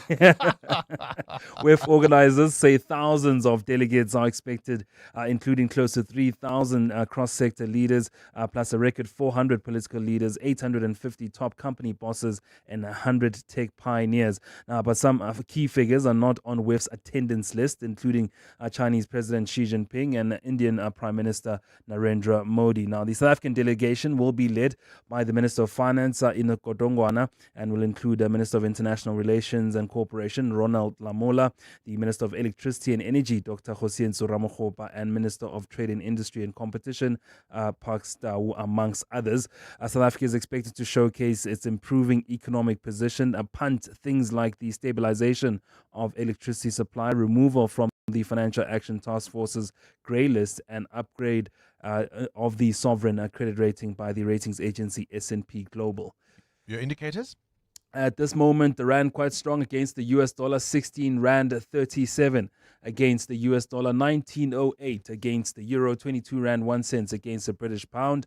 Price of gold now at $4,700 an ounce. Platinum still at $2,361 an ounce. Brent crude at $63.89 a barrel. More business after 8. Let's go straight to the news desk. Mbali Dlamini, a U-turn by the city of Ekurhuleni. That's correct, Bongani. A very good morning. The city of Ekurhuleni is under fire after reversing its decision to expropriate a privately owned property in Boksburg without compensation. In 2019, the metro moved to expropriate a 34-hectare piece of land belonging to Business Venture Investments, which was demanding a 30 million rand payout.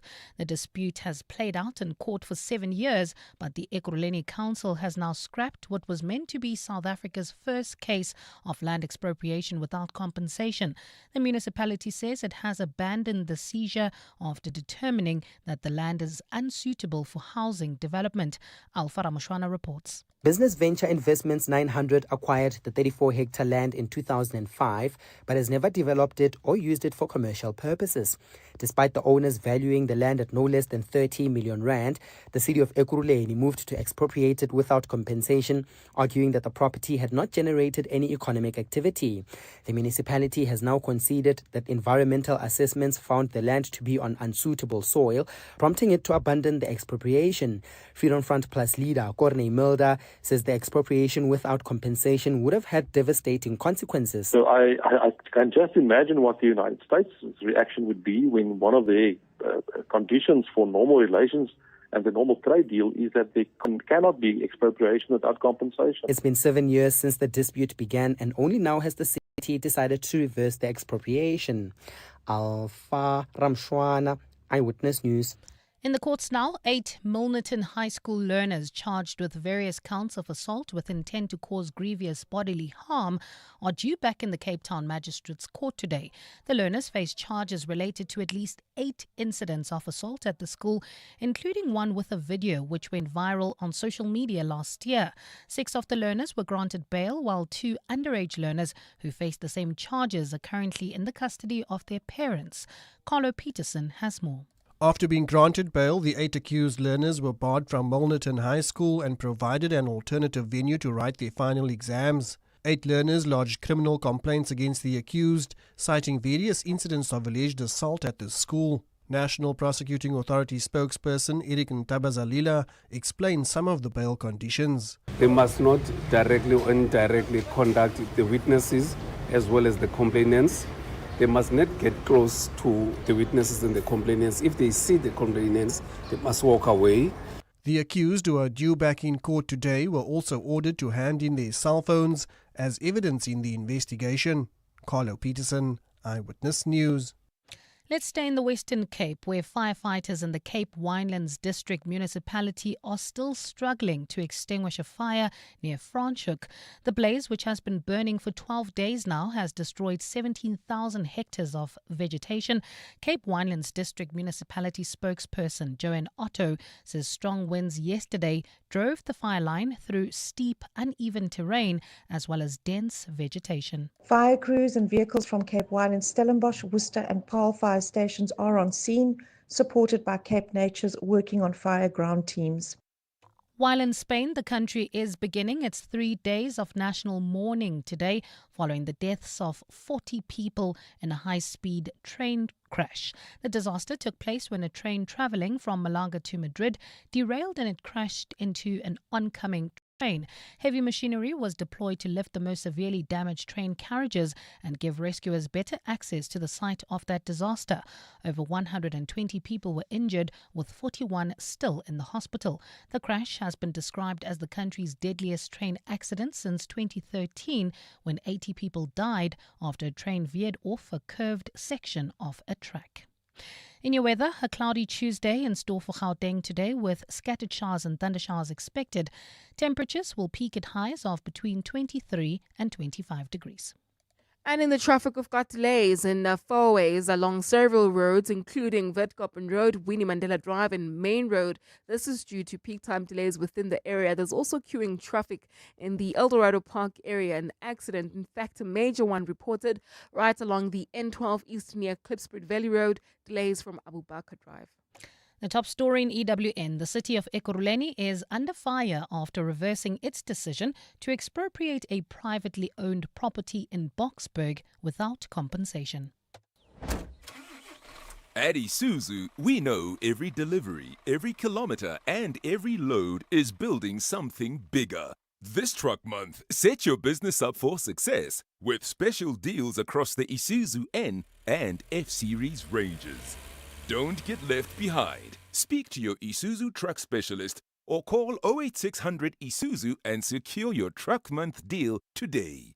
Isuzu, with you for the long run. T's and C's apply. There's a song that goes, "Money can't buy me love." And that's true. But then they told us all you need is love, which anybody with a mortgage will tell you most certainly is not true. Love won't pay your parking tickets or your student loan. It's also needy. It requires effort, availability, constant care, but more importantly, love requires time. And while money can't buy you love, it can certainly free up some of your time. Time to spend on the things you love, with the people you love. And if you're looking, maybe even time to find the one you love. That's why, after 50 years of investing, We've learned that time is the greatest gift of all. And the good news is, if you invest early, time gives you money. And then money gives you more time to do the things you love. And don't you love that about investing? Ellen Gray, long-term investing. Ellen Gray is an authorized FSP. Paying your COJ account made easier with eJoburg. Hi, I'm Tebogo Moraka, the Chief Financial Officer at the City of Johannesburg. Remember, your city services are just a click away. With eJoburg, you can view, pay, and manage your municipal account anytime, anywhere, no more queues, no more lost bills. It's quick, it's safe, it's smart. Visit www.ejoburg.org.za to register today. 702. WhatsApp Bongani on 072 702 1702. Hi, Bongani. Was listening to your interview with the Director General. And I think South Africa, there are two things we can do. Reduce the irrigation, the overhead irrigation to produce crops. And number two, do water harvesting. A lot of African countries don't have piped water, but they use water harvesting. And you can supply half-year supply of water to a household by just water harvesting. Yeah, my 2 cents worth. Well, the DG says the global daily average water consumption is 173 litres per person. Gauteng, as I say, sits at 279. But if you take away, 40% that is lost to so-called non-revenue water, then we are well below that international average. We probably come in then at around 150, 145, thereabouts, in terms of our consumption as a daily average, which is well in line with the international norm. And if you then look at the Lesotho Highlands project, that second phase being delayed, even if it came on stream, municipalities would still need to make sure leaks are repaired, infrastructure maintained so that water is not wasted.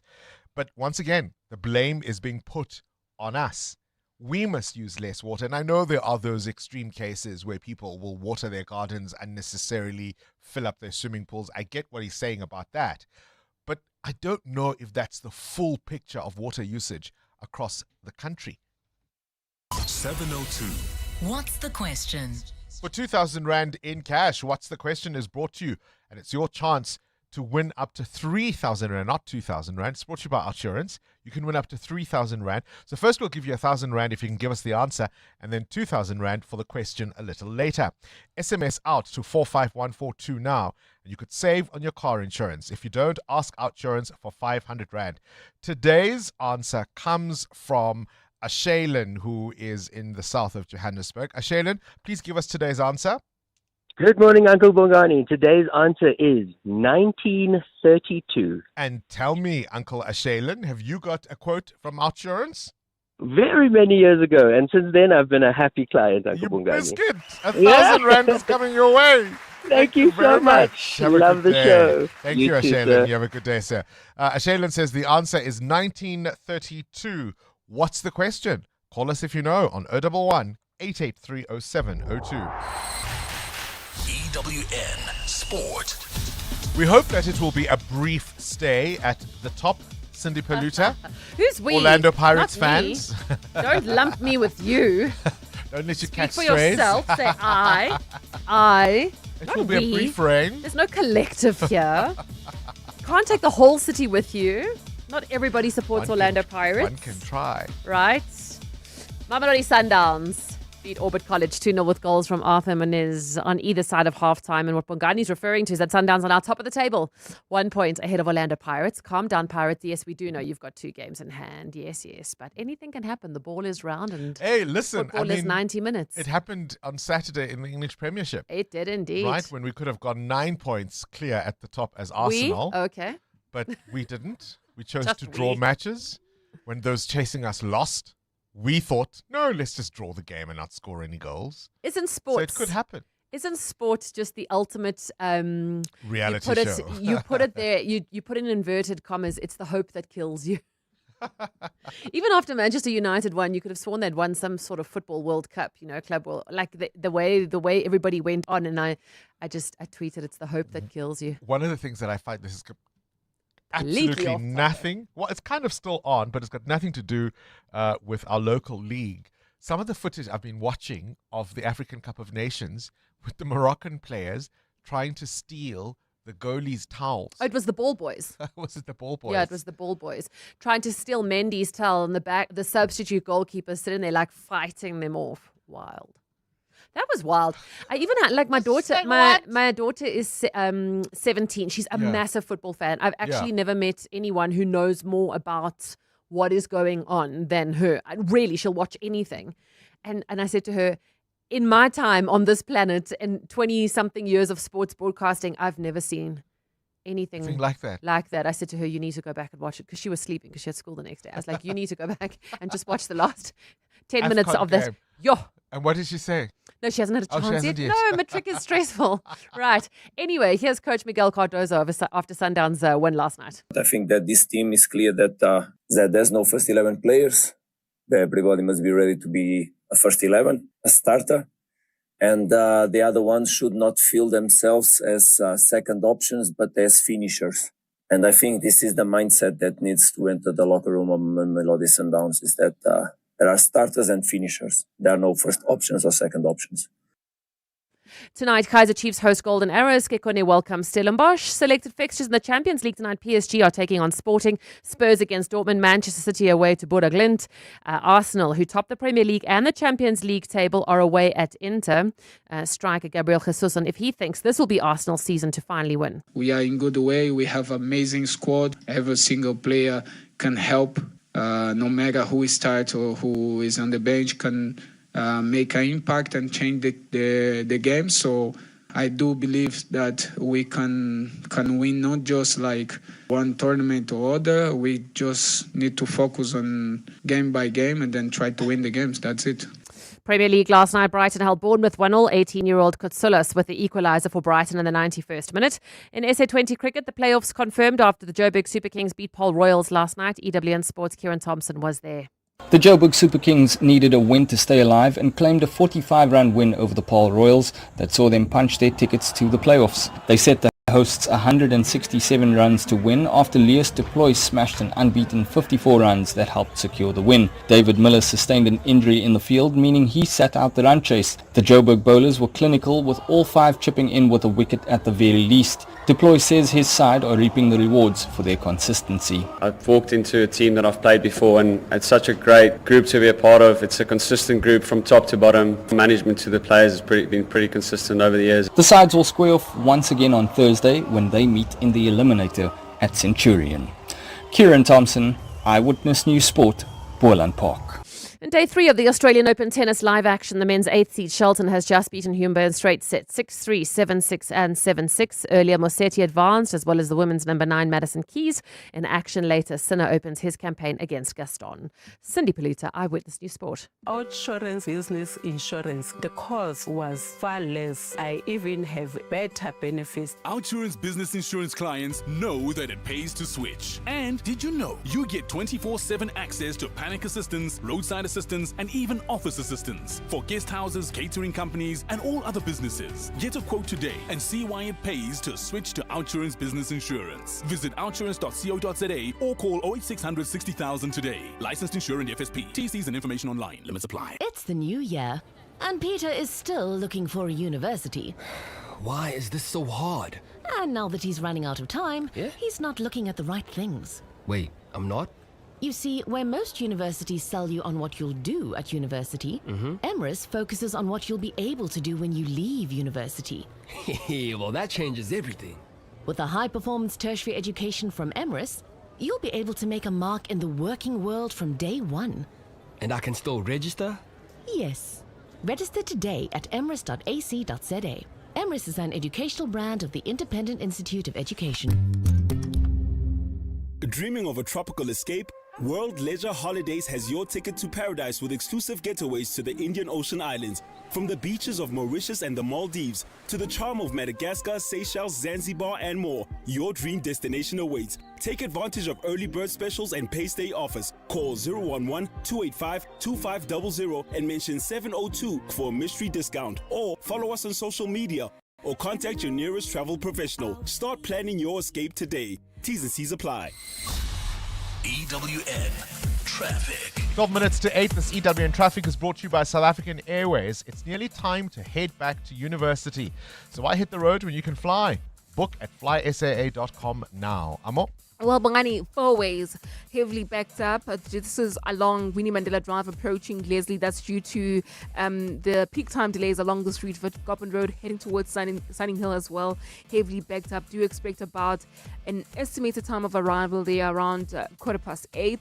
And then if you are traveling around the Randburg area, heavy delays along Malibongwe Drive and the N1 North towards Winnie Mandela Drive. So please approach with care. Earlier on, we had an accident that was reported within the Randburg Square.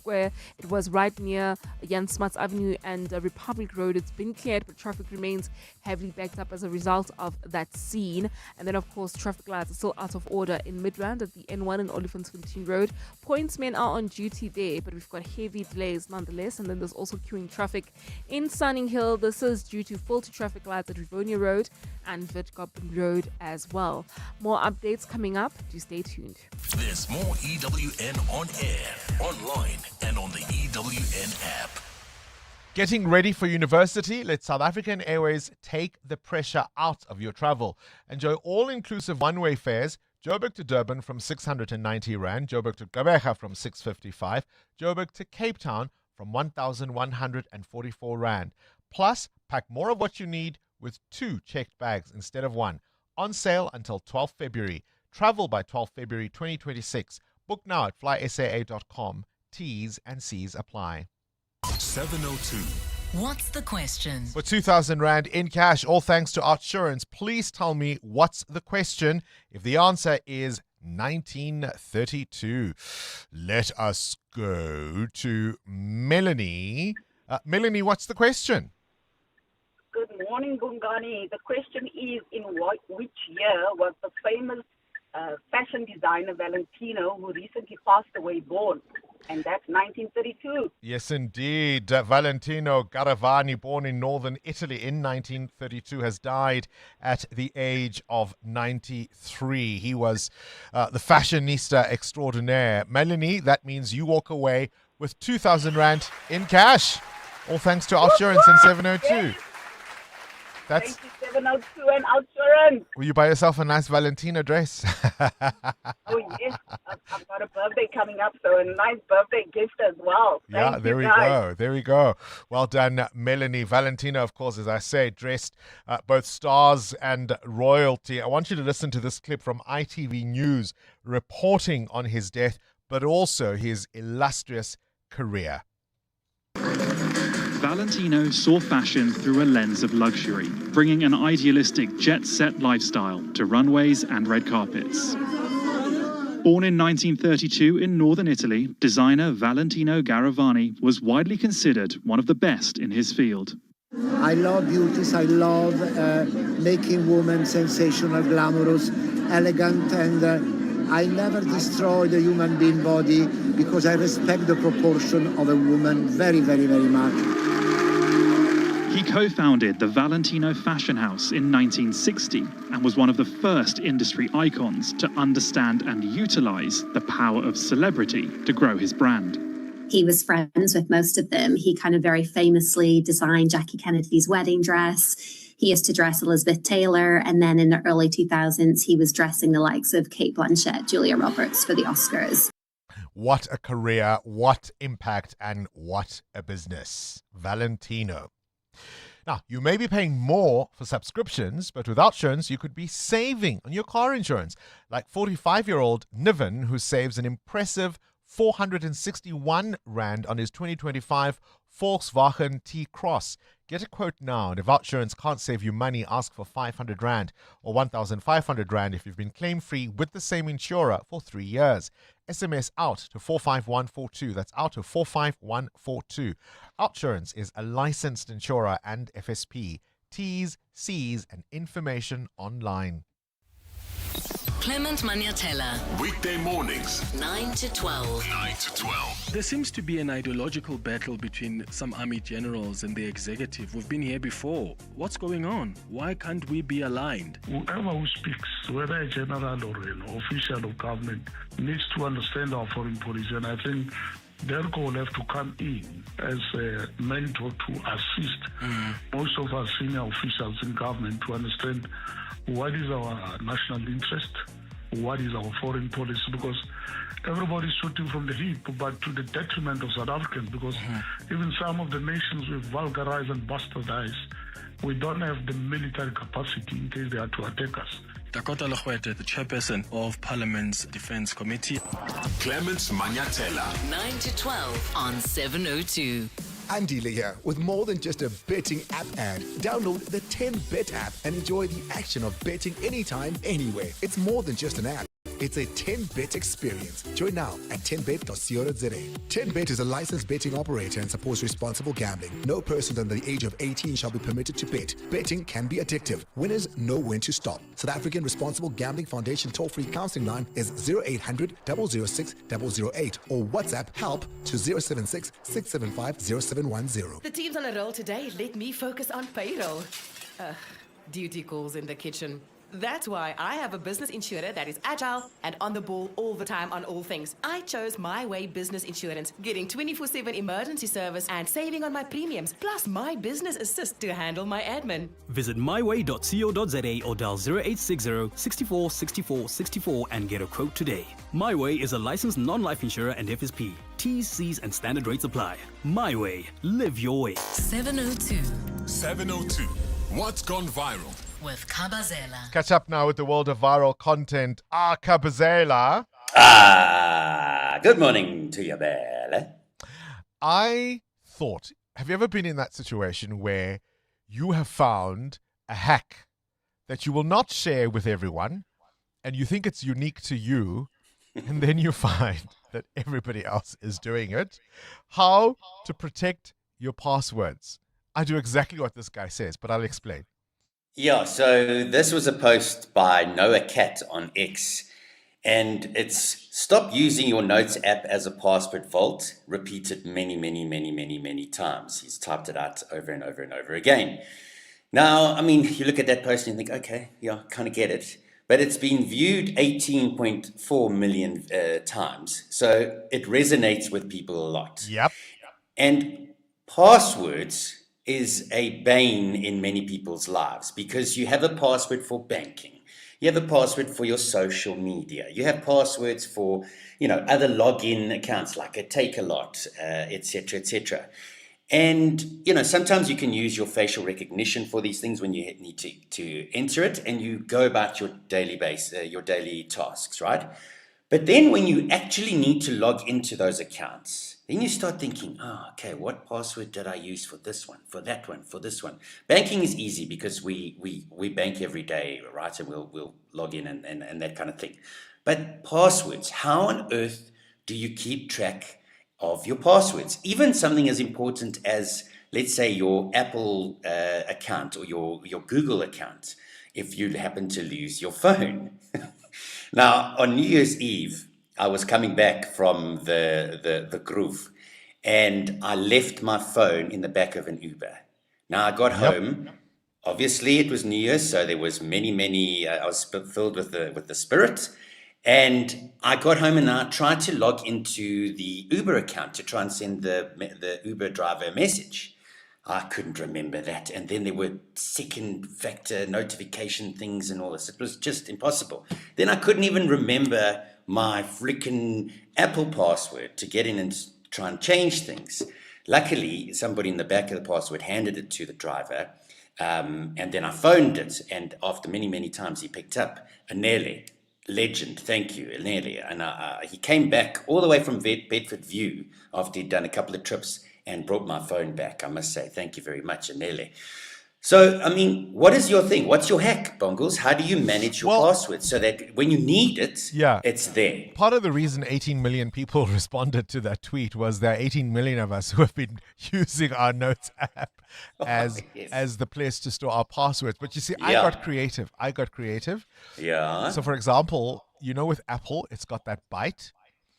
So I would code, like the what do you call it? The symbol, the Apple. Yes, the logo. Yes. Okay, the logo. That's the word. Logo. Yeah, the logo. Yeah. It's got a bitten apple. Yeah. So, for example, I would save my Apple logins as Luma, which is a byte in isiXhosa. Yes. So you wouldn't know what the Luma is. Well, we know so even if you got into my Notes app, if you see Luma, you won't think that immediately means Apple. So you gave yourself a clue in your yes. Notes app. So I've got all sorts of little clues for the different apps, so that even if somebody were to hack into, so I looked at this, and I just had a great old laugh. How do you manage to remember all your passwords for apps, banking, socials, etc.? The worst thing are the work emails where you have to change the password every 3 days. Yeah, okay, I mean, I know it's not every 3 days, but that's what but you have to change it. Yeah, it's so but now annoying. Listen, so I mean, I do exactly the same thing. I give myself little clues in the Notes app. Yes. But now, if you don't have that, your phone disappears, Bongles. How are you going to remember what the password's in? So this is essentially what I'm looking for as well. I will tell you, I also left a phone in an Uber over this December, and the Uber driver kindly brought it back. But I'll tell you that story after 8. That's what's gone viral with Kabazel. 702. Feedback with Baphelile Sambo. Baphelile Sambo, you're just too young to forget all your passwords. They're all locked in your memory, think right? So there's so many. No, there's so many. I also use my Notes app, but I also send them to my email. Yeah.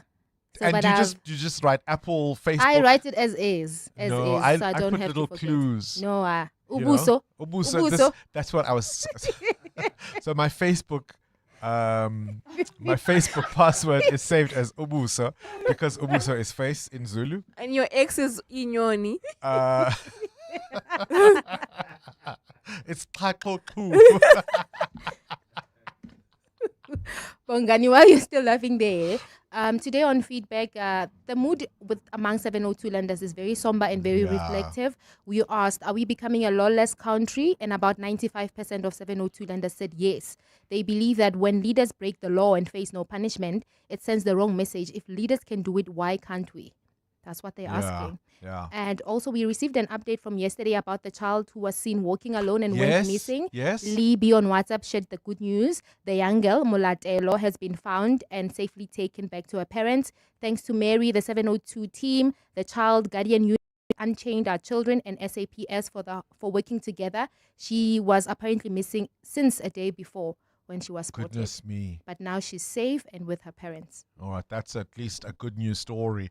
We'll get another update, of course, in terms of the 14 children who lost their lives after that Scholar transport vehicle collided with a truck in Vanderbijl Park. But as these families grieve, we've got to ask ourselves serious questions around overloading, reckless driving. The system's meant to protect the children. Are we as a society failing our little ones? How can children die just to get to school? This is EWN. Parents seek answers following deadly Scholar transport crash, and Robert McBride to take the hot seat at Parliament's police inquiry.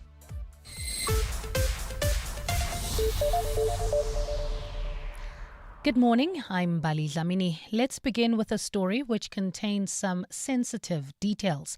Dashcam footage from the truck involved in the Vanderbijl Park horror crash is expected to help police determine how the tragedy happened. A Scholar transport vehicle collided head-on with the truck yesterday, killing 14 children. The driver of the minibus is accused of trying to overtake multiple vehicles when the crash took place. Mongezi Koko reports. The scene remained cordoned off throughout the day as forensic teams, traffic officers and detectives worked to piece together the moments before impact, with pathologists removing the last of the bodies for post-mortem examinations. Behind the police tape, bereaved families and shaken community members stood silently, many struggling to process the scale of the loss as emergency vehicles and officials moved in and out of the area. Among them were witnesses to the crash, some describing the tragic scenes. I saw the kids, the driver was standing there, put their hands on the top. The driver of the truck was sitting inside the truck. In front of the taxi, there was one of the kids lying like that. That thing was so painful. Police confirm both drivers survived the crash and remain central to the investigation, with no arrests made at this stage. Mongezi Koko, Eyewitness News. Former Independent Police Investigative Directorate Head Robert McBride is expected to take the hot seat at Parliament's ad hoc committee, which is investigating allegations of police corruption. McBride faces several accusations of improper conduct and colluding with the likes of private investigator Paul O'Sullivan to target certain senior police officials. Babalondenze has more. Among the allegations to be put to Robert McBride is how he and forensic investigator Paul O'Sullivan waged a secret war against former acting commissioner Khomotso Phahlane in an attempt to discredit him. During his testimony last week, Phahlane spoke of an alleged campaign to halt his appointment as national commissioner while he was acting in the position. He also accused McBride, O'Sullivan and other IPID investigators of implicating him through falsehoods and fabrications. KZN Provincial Commissioner Nhlanhla Mkhwanazi, during his testimony last year, said he would ask Parliament through the intelligence structures to investigate McBride's tenure as head of the police watchdog.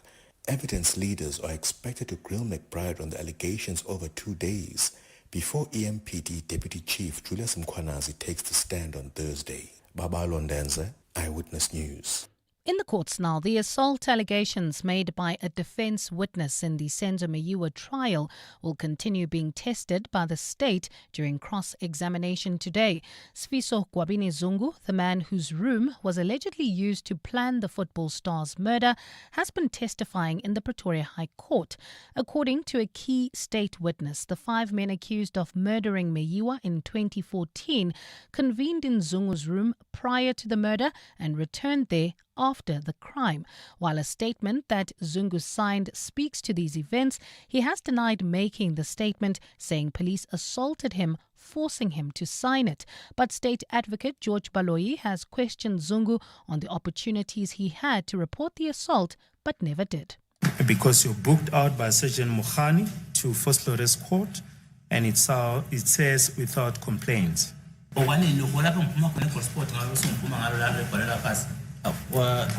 That's written here. When is this referring to? Was it? Yes, on the 25th of June 2020. That's what the entry says. I informed him. We shift our focus to this now. President Cyril Ramaphosa is giving the Deputy President, ministers and their deputies a pay hike of 3.8%. This is slightly less than the 4.1% recommended by the Independent Commission for the Remuneration of Public Office Bearers in their latest report. The salary bump, which also includes parliamentarians and members of provincial legislatures, comes at a time when opposition party Action SA hopes a bill to cut perks to the executive will be discussed by the House this year. Lindsay Dentlinger has more. President Cyril Ramaphosa's approval of the salary increase is published by notice in the Government Gazette. The salary packages are to be backdated to April 2025. It puts the annual salary of Deputy President Paul Mashatile at 3.2 million rand, that of ministers at 2.7 million, while deputy ministers are to earn 2.2 million rand. The president's salary is not included in the schedule since his salary is approved by Parliament. Last week, Action SA parliamentary leader Athol Trollip said his party would push hard this year to drive through its bill to abolish deputy ministers and to curtail the benefits enjoyed by ministers. The approved salary hike pushes up the annual salary for the Deputy President, the National Assembly Speaker and ministers by more than 100,000 rand, while deputy ministers will earn around 84,000 rand more per year. Parliamentarians will receive an increase of between 48,000 and 67,000 rand more per year, depending on what positions they hold. Lindsay Dentlinger, Eyewitness News, Parliament. And armed gangs have kidnapped at least 163 Christian worshippers after storming two churches in Nigeria's northern Kaduna state. Gangs, known in Nigeria as bandits, frequently carry out mass kidnappings for ransom and also loot villages.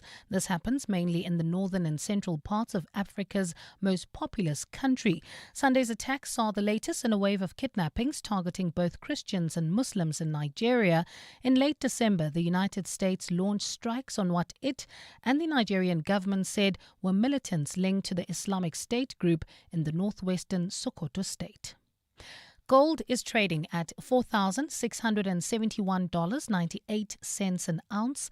The rand is at 16.39 to the dollar, 22.03 to the pound, 19.08 to the euro, and Brent crude oil is at $64.13 a barrel. And in the traffic, we've got delays on the M1 both directions between Collett Drive and Grayston Drive. Faulty traffic lights along this route, as well as an accident and even roadworks taking place. So please be on the lookout there and be patient along this route. And if you're traveling in the east of Joburg, we've got roadworks taking place along the R24 West approaching the Girulis interchange. Delays coming out of Edenville Road. And in your sports, Sundowns go top of the Premiership table after a 2-0 win over Orbit College.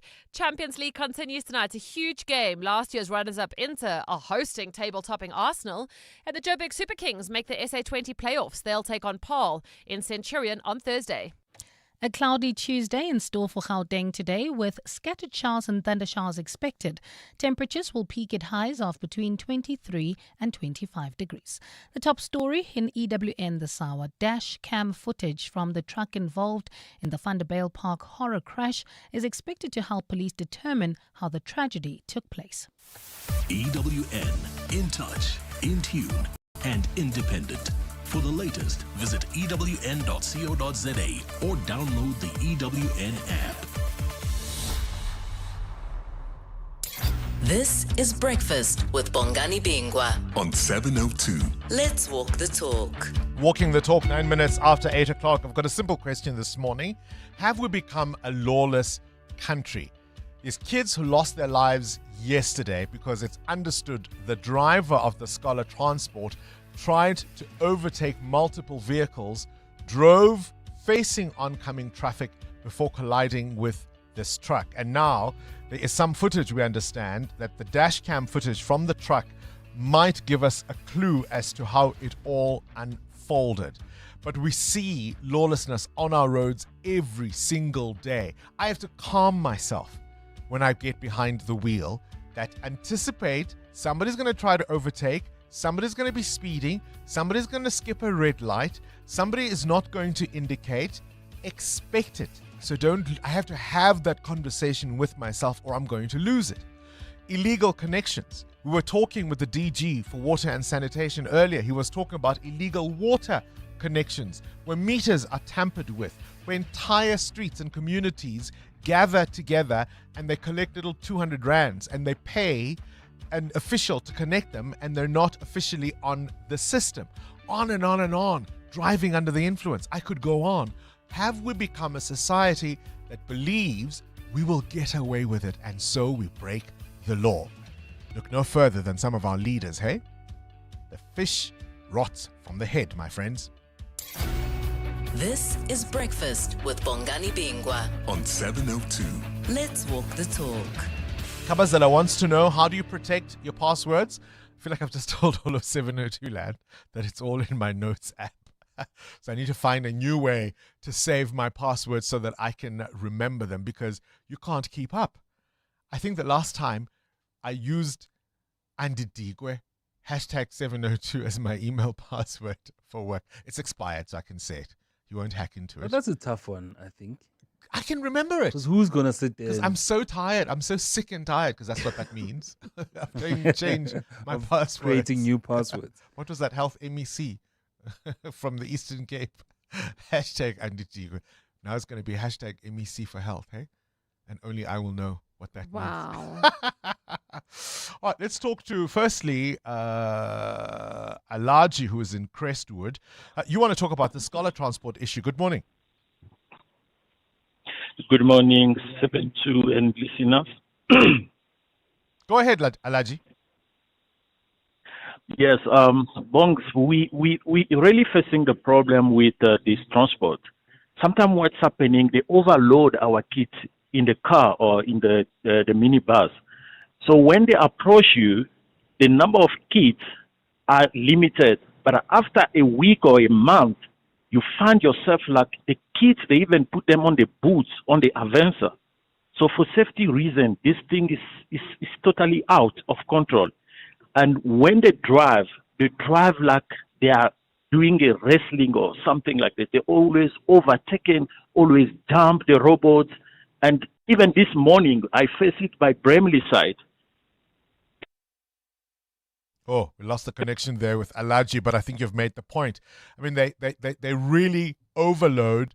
They cram these kids into these scholar transport like they're sardines.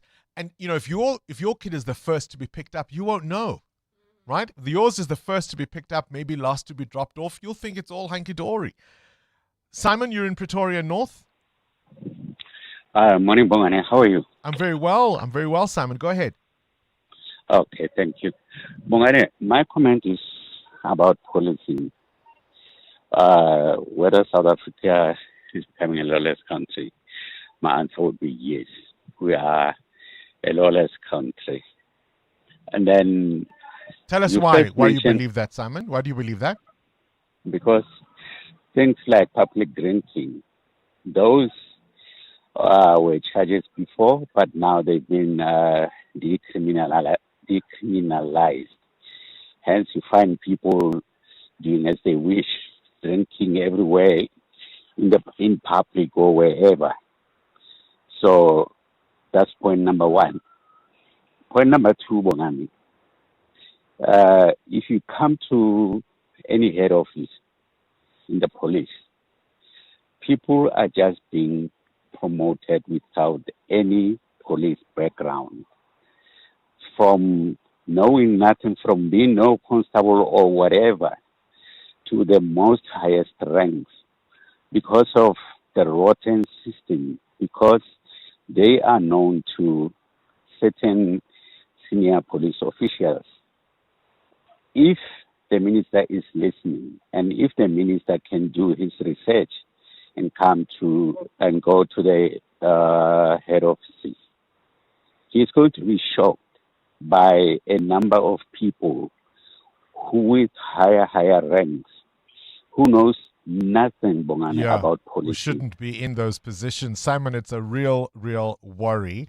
Simon raising the issue of policing there. Andre, you're in Midrand. You want to tell us about remembering your passwords? Okay, so Bongs, what's your registration number of your car? I actually don't know it top of my head. I always have to go and check. And no, okay. Can well, I tell you why? Can I tell you why? way. Hold on. Can I tell you why? Yeah. I used to have a personalized plate. And this is now my third vehicle since then. So that personalized plate was a long time ago. Like we're talking 15, 16 years ago. And since then I can't keep up with my license plate. Well, typically you could use three associations: your license plate, your date of birth, and your initials, and then just put them in three different orders. So you put your number plate first, then your initials, then your date of birth, or your date of birth first, whatever, for different things. Or use your registration number, your initials, and then whatever it is. So if it's Apple password, then you put your registration, your initials, and Apple @ And then if it's your DSTV @ with your license plate. Yeah, and you just move them around. That is a fantastic hack, Andre. Appreciate that in Midrand. How to remember your passwords. There you have it. That's one way you could do it. Pulelo, you're in Tembisa. You want to talk about schools and transport, I understand? Yes. Hi, Bongani. How are you? I'm well, Pulelo. Go ahead. Yes. I was just saying, in terms of schools, the schools need to be on that specific areas. Children must not move further to take long distance to another suburb. I don't know if I'm making sense. So I they see. can walk to school, because I don't think government can work in terms of the transport for transporting school children. So it's better for children to have their school in Yeah, that but specific Bulelo, area so they can walk. it depends also how big that suburb is and also how young the children are. I mean, if we're complaining about driver behavior, I'm not sure if I want my 8-year-old walking to school at the mercy of the motorists who drive on our roads, hey? Yeah, I do understand. And also depending on how big that suburb is and how far from the school they live. So that could be a bit tricky. Mpo in Pretoria? Hi, Bongani, how are you? I'm very well, thank you. You want to talk about our driver behavior on our roads? Yes. What I want to say, Bongani, is that as South Africans, we are just becoming reactive. Yeah. We know that we've got problems. We know that we are facing with this problem, especially when coming to taxi drivers. And nothing has been done, to be frank about it. Nothing. In terms of the police, in terms of our traffic officers, they just tend to a blind eye on these taxi drivers. You know, even if the guy had an overload, if he did not overtake, that was reckless driving. We're going to talk a different story. You know, so I think as South Africans, we need to do something about it, because this country is going down very badly, and it's because of we don't have leaders. Mpo, I can't tell you the number of Accountability is times. I can't tell you the number of times I've seen a motorist break the law in front of Metro Police officers or indeed SAPS officers, and nothing seems to be done about it. I'll tell you what, let's get an update now from the Gauteng Traffic Police spokesperson, Silo Marmane, about the latest information stemming out of that tragedy from yesterday morning. You can remember the scenes: school bags scattered across the road, parents rushing to the scene. Some were still in pajamas, and they were confronted by the unthinkable, weren't they? Silo, very good morning to you. Thank you for your time. Firstly, perhaps let's just get an update in terms of the overall picture and the information that you may have. Good morning to you, Bongani, as well as to 702 listeners, and thank you very much for the opportunity that you have given to us. Well, of course, that tragic incident which happened yesterday at Vanderbijl Park, the latest information that I have at my disposal is that, of course, 12 learners have perished yesterday morning, and there are unconfirmed reports that some passed away in hospitals, but I do not want to talk about those because they've not been confirmed from our side.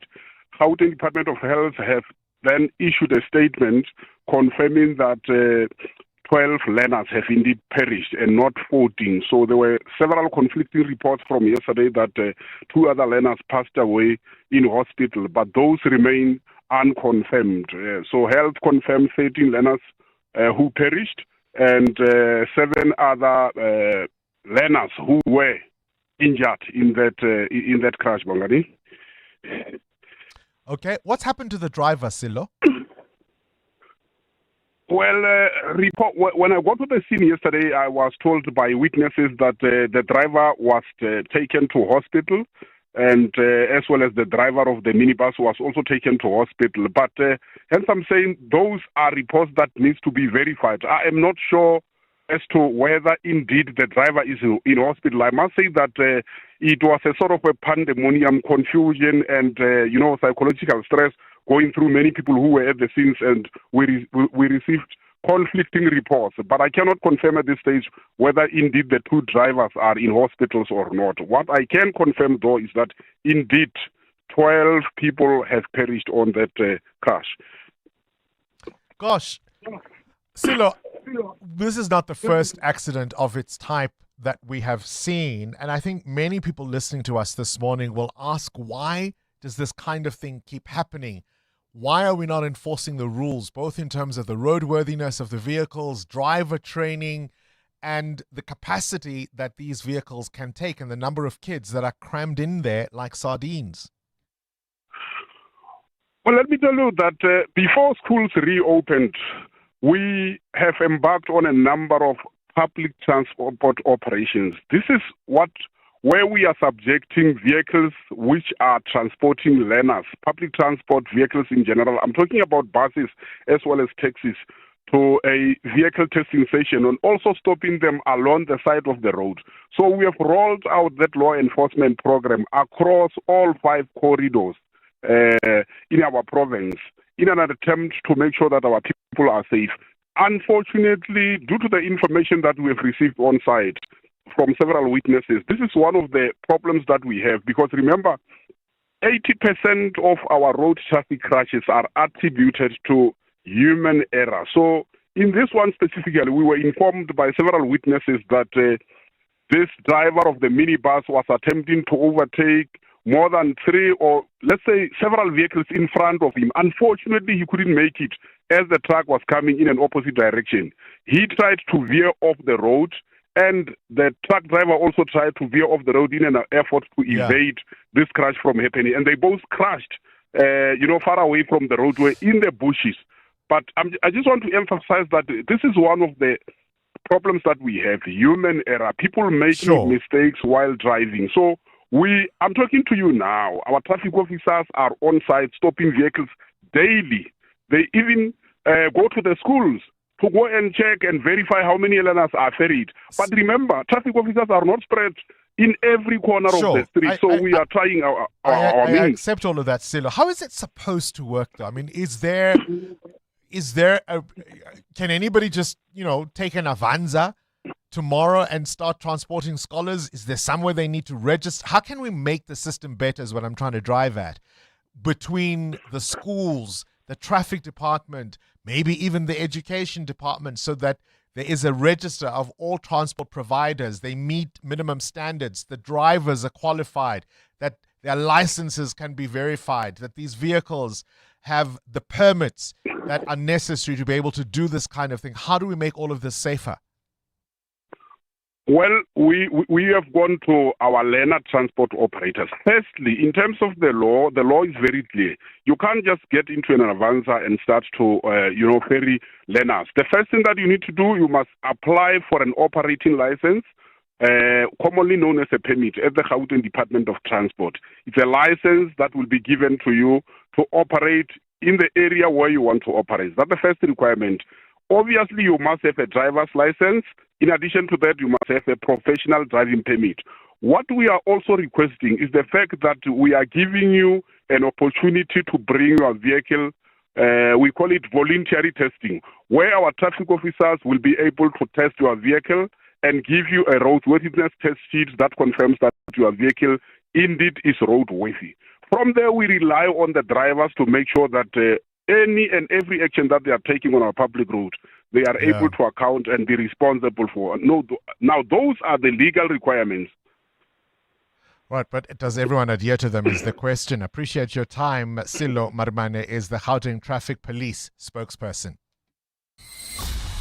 EWN Traffic. Catch up with the roads 25 after 8. Amo? Well, Bongani, we've got heavy delays on the M1 South between Grayston Drive and College Drive, an accident along this route, and there's also queuing traffic on the Mike 1 North heading towards Sandton. Do remember that traffic lights are out of order right at the Grayston off-ramp, so please be patient along the route. More updates coming up. Stay tuned. There's more EWN on air, online, and on the EWN app. 702. The World View with Adam Gilchrist. Adam Gilchrist, let's keep talking about Donald Trump and Greenland. Now, Norway's catching strays, as the young people say. Yeah, this extraordinary link he's made between the Nobel Peace Prize and his attitude towards Greenland. I swear I'm going to have a Donald Trump-free day one day, but it's not now. He says he no longer feels obliged to think only of peace because he didn't receive the Nobel Peace Prize. Apparently that Mickey Mouse thing from Gianni Infantino at FIFA doesn't count. It's like the guy who's woken up and realized that his width certificate isn't the same as an Olympic gold medal. His message to Norway's Prime Minister, Jonas Gahr Støre, is, this is what Donald Trump has written, considering your country decided not to give me the Nobel Peace Prize, having stopped 8 wars plus, I no longer feel an obligation to think purely of peace, although it will always be predominant. I have not put two ends of an interview together there, by the way. There's been no editing in that particular quote from the letter.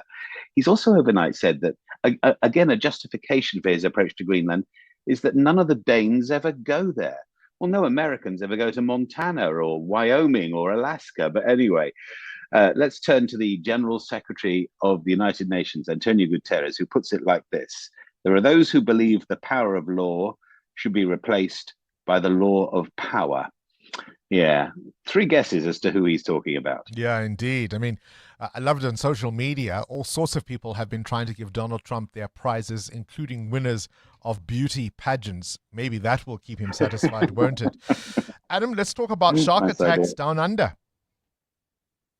Yeah, this rather concentrates a swimmer or a surfer's mind in Australia. There were 3 shark attacks in 24 hours, more or less, in Sydney, in the beaches of Sydney. The first incident, a 12-year-old boy who was swimming in Sydney Harbour. He was taken to hospital in a very bad way with critical injuries. Then an 11-year-old escaped when a large shark again bit his surfboard in two, but he was okay. At that stage, you kind of think maybe they ought to have closed the beaches, but in a sort of echo of Amity Beach. Remember Chief Brody in the film Jaws getting a lot of flack for not closing the beaches? Well, then there was a third attack, again in the northern Sydney area in Australia. And this time a man, again, was badly bitten and is in a critical condition. Now, although they've closed the beaches in northern Sydney, north of there, 400 k's north, more or less, there's been a 4th shark attack overnight. We learn that, again, a man has been bitten. He's not in a critical condition, but he is in hospital in a stable condition. They have, I mean, like you guys, they have nets, they have drum lines, they have spotters, they have drone watch, but ultimately, sometimes it's just a bit scary out there. 8 million babies born in China last year, but that's too few. Yeah, they have got a record low birth rate in China, despite the government rolling out a load of incentives. In some parts of China, there are actual baby bonuses. If you have a child, you pick up some cash. But the population in China has fallen for the 4th year in a row.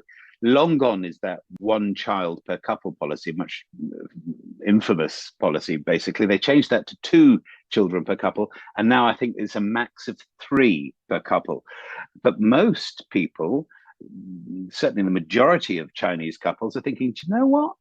It's quite expensive. In fact, surprisingly, China is one of the most expensive countries in the world in which to raise a child. You wouldn't have thought that, would you? You'd think, oh, okay. So given that they also now have a very high death rate and a very advancing, aging population, of course, that means workers fall off one end of the conveyor belt without anyone to replace them at the other end. So they've got a right conundrum at the moment in China. We'll have to leave it there for this morning's Worldview. EWN Business. Some good news, Mateo Kharipe. Telkom's market value improves. Yeah, Telkom's market value has risen to 31 billion rand. According to Business Day, the telecoms provider says its value is up by 10 billion rand from the 19 billion reported in March of 2025. The group's data-led strategy has played a role in delivering quality earnings and some growth for the firm. Group data revenue is up close to 8% in the 6 months to end September, contributing 59.1% to total revenue. The company's stock has also posted an 85% rebound, now trading at 60 Rand 75 cents a share. For all the global uncertainty, the IMF says actually things are looking pretty good. Yeah, very optimistic given the geopolitics currently happening in the world markets. The International Monetary Fund has raised its global growth forecast to 3.3% for 2026. It says this will be backed up by resilient activity in the global economy, strong labor markets, and heavy investments in new technologies like AI. Now, however, the IMF warns that these same forces that could boost the global economy could be leading to instability, particularly if productivity gains fail to materialize. Global growth is expected to reach 3.3%. The world's largest economy, the US, expected to come in at 2.6%. China, second largest economy in the world, expected to come in at 4.5%, while South Africa is expected to post a 1.4% growth in GDP. All right, your indicators? 16 Rand 37. The Rand is punching above its weight. It's been doing this for almost a year now, still strong against the major currencies at 19 Rand 10 cents against the Euro. And exactly 22 Rand will get you a British pound. Price of gold at $4,714 an ounce. Still those record highs. Platinum now at $2,378 an ounce. Brent crude at $64.03 a barrel. Stephen Crotis with more business later this afternoon. Straight to the news desk we go. And one of the issues, of course, that we cannot forget because we've got so much going on at the moment in our country, the inclement weather. The president yesterday seeing for himself some of the impact in some of the provinces. That's correct, Bongani. A very good morning. Government has now flagged town planning as a concern for most townships as weather-related disasters continue to hit parts of the country. President Cyril Ramaphosa says he is concerned about how town planning is not looked at carefully. He voiced the concern yesterday while visiting Mpumalanga, which has been severely affected by the recent flooding. Town planning in our country, we must all admit, has actually gone down. We now need to increase our town planning capability and get more young people to take up the town planning course. Just last week, Ramaphosa paid a visit to Limpopo, which has also been affected by the inclement weather conditions. The severe weather has resulted in the loss of lives as well as severe infrastructure damage. Ramaphosa says there is room for improvement in ensuring that response is proactive rather than reactive. To this now, Action SA says it will not be turning its back on its crime-accused Ekurhuleni mayoral candidate, Bongani Bingwa. Party supporters and the national leadership showed up in numbers yesterday to support Bingwa as he appeared at the Palm Ridge Magistrates Court. The crime activist turned politician faces charges of assault as well as the pointing of a firearm. It's alleged he assaulted an adult male at his Katlehong home in December last year during a drug bust operation. Thabiso Koba reports.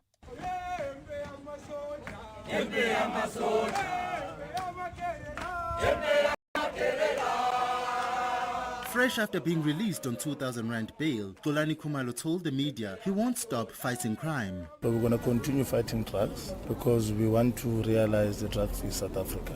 There's nothing else. We are doing it for our children.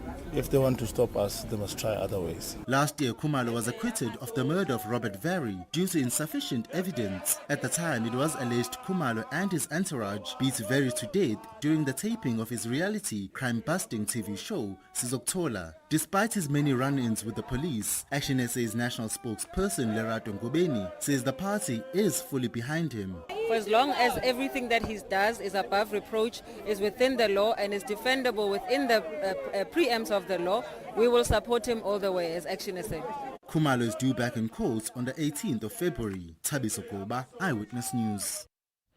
Western Cape Premier Alan Winde says while policing remains a national competency, the province is committed to providing support to the SAPS where possible.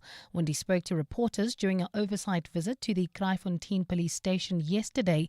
The Premier's visit is part of the provincial government's efforts to assess policing capacity and evaluate crime-fighting resources across the Cape.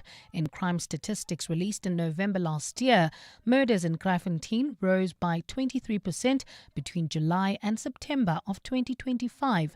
Winde says communities deserve to feel safe and that collaboration between the province and the SAPS is essential. I got a briefing on specifically this area, Kraaifontein, Blikkenbos, Wallace Dean, where we have multiple murders that are happening, and of course we've got to get on top of this. We've got to find convictions, we've got to find arrests, and we've got to bring extortion and gangsterism that drives these things under control. While in Chile, nearly 1,000 homes have been destroyed by wildfires, which have been raging since Saturday. Fanned by strong winds and high temperatures, the fires have already claimed the lives of 20 people. Yesterday, government declared a state of emergency in order to release more resources to help fight the fires. This has allowed for the deployment of soldiers to the worst affected areas. Wildfires have severely impacted south-central Chile in recent years, especially in its warmest and driest months of January as well as February. In your weather, a cloudy Tuesday in store for Gauteng today with scattered showers and thundershowers expected. Temperatures will peak at highs of between 23 and 25 degrees. And in the traffic, we've got delays on the N1 South heading towards Midrand. This is between the Brockfontein Interchange and Olifantsfontein Road. And also do remember that traffic lights are out of order right at the Olifantsfontein Road turn off. So please be on the lookout there. A top story in EWN. Government has flagged town planning as a concern for most townships as weather-related disasters continue to hit parts of the province. The Midday Report. Weekdays, 12 to 1. Tell us about this private members bill that you have introduced. What this bill seeks to do, Mandy, is that it works twofold. We want to strengthen and put much more robust mechanisms in terms of ensuring the anonymity of the whistleblower. But most importantly, over and above, we want to reward them monetary-wise to ensure that we incentivize this sort of behavior that disrupts corrupt networks. Malebo Kobe, Action SA MP. The Midday Report with Mandy Wiener. 12 to 1 on 702. 702. Matric class of 2025 ready to spread your wings. South African Airways makes your uni journey easier with all-inclusive one-way fares from Johannesburg to Durban, 690 Rand, Joburg to Gqeberha, 655, Joburg to Cape Town from 1,144 Rand. Plus, pack more of what you need with 2 checked bags instead of 1. On sale until 12th February. Travel by 12th February 2026. Book now at flysaa.com. When getting that bread, rising and grinding, 9 to 5 in, even after 5, hustling, side hustling, clocking in, knocking in, going all out, crossing T's, dotting I's, hitting KPIs, meeting ROIs, meeting deadlines, all before EOD because everything is needed ASAP. There's a lot on the go. Stick with it with the Nando's Cabo Society and single chips for 79 Rand. You've got this, and we've got you. Nando's. Oh, what a place. Let's hear from Dr. Armand, owner of Monument Dental, why it pays to switch to Outsurance Business Insurance. It was one call and I was covered immediately. We are very happy with the premium we're paying. I wish I did it sooner. For dentistries, general medical practices and all other businesses, get a quote today and see why it pays to switch to Outsurance Business Insurance. Visit outsurance.co.za or call 08600 60,000 today. Licensed insurer and FSP. TCs and information online. 702. WhatsApp Bongani on 072 702 1702. Good morning, Bongani. You know, this thing of the kids really is very sad. And I hear people talking about the state of the vehicle and so on. But the truth of the matter is that in this case, really, it's this driver. I mean, listening to everything that your witnesses were saying, in this case, it's this driver that was very reckless. And I hope he rots in jail for killing those children. Dr. Leah, Pretoria. Good morning, Bongani. Just with regards to the horrible accident in Vanderbijl Park where 14 kids died, my question is, I wonder if taxis are supposed to have seatbelts by law, because, you know, as we're driving past noticing taxis, you don't notice seatbelts. I mean, it's quite reckless to allow taxis from a roadworthy and law perspective to operate or to be manufactured rather without the inclusion of seatbelts. So, I mean, yes, you know, there's driver reckless behavior and all of those things, but I mean, it's worrying knowing that we allow 16 people to be transported without any protection. Thank you. Good morning, Bongani. What a heavy, sad heart. May I pass my heartfelt, deepest condolences to all the families, to our communities that has lost our beautiful angels. To the government, I want to say, you are failing our children, our future leaders. To us as communities, we are rewarding bad behavior. We are giving them the powers. There's no law and order. And this on the expense of our children. It is wrong, South Africa. It is wrong. Do you know how many people treat seatbelts as a suggestion? I've seen people whose cars will even make that bleep, bleep, bleep noise when the seatbelt isn't on. And so they'll clip it and then they'll just put it behind them. Do you know how many passengers treat seatbelts as a suggestion? Especially people sitting in the back of vehicles, private vehicles. When I'm driving, I insist everybody in the car, please put on your seatbelt. I'm not moving. We need a mind shift around driving on our roads, motor vehicle usage on our roads. We need a culture shift. Seatbelts are not a suggestion. EWN Sport. Cindy, how often have you seen people not put on seatbelts? On the regular. My mother does it, and purely because she says she's struggling with her shoulder at the moment. So she says it's too sore for her to lean over and pull the seatbelt, like it aches her shoulder. I said, you know, it's going to be a lot more sore is if you have an accident. Yeah. So, and also the bing, bing, bing doesn't drive her mad. And so we all get more enraged with her. But I find it's the older generation that does it. Not, you know, our kids are so used to seatbelts, being buckled in, car seats. But in a situation say it. In a situation like this, where over December you heard of traffic police pulling over taxis that had 36 people in a taxi that can hold 14. Tell me where you've ever seen 36 seatbelts in a taxi that actually, you know, actual working seatbelts, right? And then you say, okay, cool. So even if those children had been wearing all their seatbelts, hitting a truck head on because you were overtaking 6-7 cars, and you just, it's all the what ifs, and then we will all get hysterical and we'll all go mad. And for the next 2 weeks, it'll all be about road safety, etc., etc. And then in 2 weeks from now, there'll be some other tragedy and we'll be focusing on that. But the reality is that there's 14 families today that will never be the same. They are forever broken. There's absolutely nothing we can say to them. There's no words. There's absolutely nothing. And this is the society we live in. This is the problem. Hoo, ha, ha, ha, ha, ha. 2 weeks. And then we move on. Let's talk football. Yeah, Sundowns at the top. Top of the Betway Premiership table after a 2-0 win over Orbit College last night. Coach Miguel Cardoso has reiterated the strength that is the club. Having a phone on the hands, having a blog that you create, having some followers give echo to people that unfortunately they don't know what they're speaking about. Sundowns is a club that is ruled from the inside to the outside.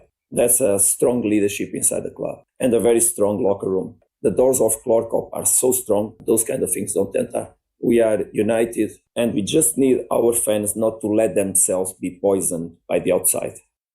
2 games tonight. Kekone against Stellenbosch, and Kaizer Chiefs are hosting Arrows. Chiefs coach Cedric Kaza and what he's been working on in the last 6 weeks. We try to minimize the fine margins, and by working on the small details to allow us to start on the front foot, because it's very, as you can see, the top of the log is a bit crowded.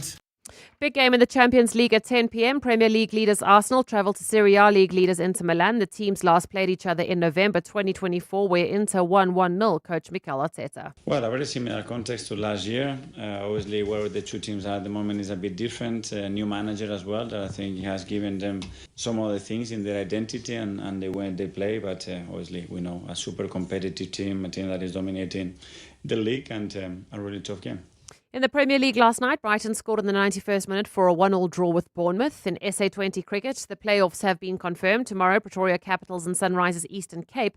On Thursday, and Centurion Joburg Super Kings against Paul Royals. This after the Super Kings beat Paul Royals by 44 runs last night thanks to Deploy's unbeaten 54. Subrayan took 3 wickets. And in live tennis from the Australian Open today, it's day 3 where Madison Keys started the defence of her title with a straight sets win. She advanced with the 5th seed Rybakina. On the men's side, Musetti and Shelton are through as well. Later today, Sinner is playing Gaston. That's not before 10 a.m. South African time. Cindy Paluta, Eyewitness News Sport. For over 30 years, Bid Air Cargo has kept South Africa's supply chains moving. giving our economy the dedicated cargo capacity it needs. Whether it's oversized, hazardous, or just really, really urgent, when a shipment has to fly, we make sure there's space. Linking all major airports with reliable freighter services. Our promise delivers. Bid-Air Cargo. Every kilo counts. Proudly backed by Bidvest. How's it, Doff? How's it, Savvy? Why are you sitting in your driveway all by your lonesome, Doff? Selling my car, Sav. I don't trust the internet. I like to wheel and deal my own wheels. That's how you make way more, Sav. Okay, so where's your car now, Doff? Potential buyers took it for a test drive. When did they take it for a test drive, Doff? 3 days ago. Should have sold it to We Buy Cars, Doff. Yeah, Savvy. Don't be Doff, be savvy. We Buy Cars, geared for a fast, safe sale, geared for you. Ready for a learning experience of a lifetime? Join Richfield's nationwide open day every day this week, including Saturday. Tour our state-of-the-art campuses and find your perfect fit with our range of qualifications. From higher certificates and diplomas to degrees, postgraduate programs and our MBA. Visit richfield.ac.za for more. Richfield, your future enriched.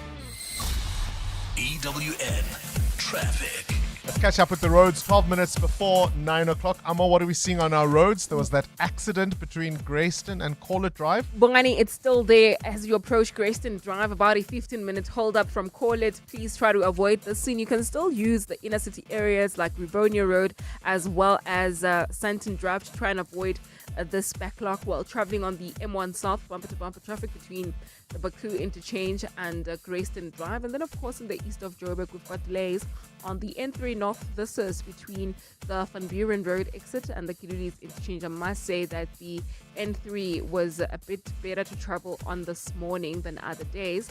Then if you're traveling in the El Dorado Park area, we still have got that accident scene. It's really a major one. Unfortunately, it's on the N12 east right near Klipspruit Valley Road. So heading into areas like Orlando as well as Shawelo. Do expect those heavy delays and try to avoid as well. More updates at the top of the hour. Stay tuned. There's more EWN on air, online, and on the EWN app.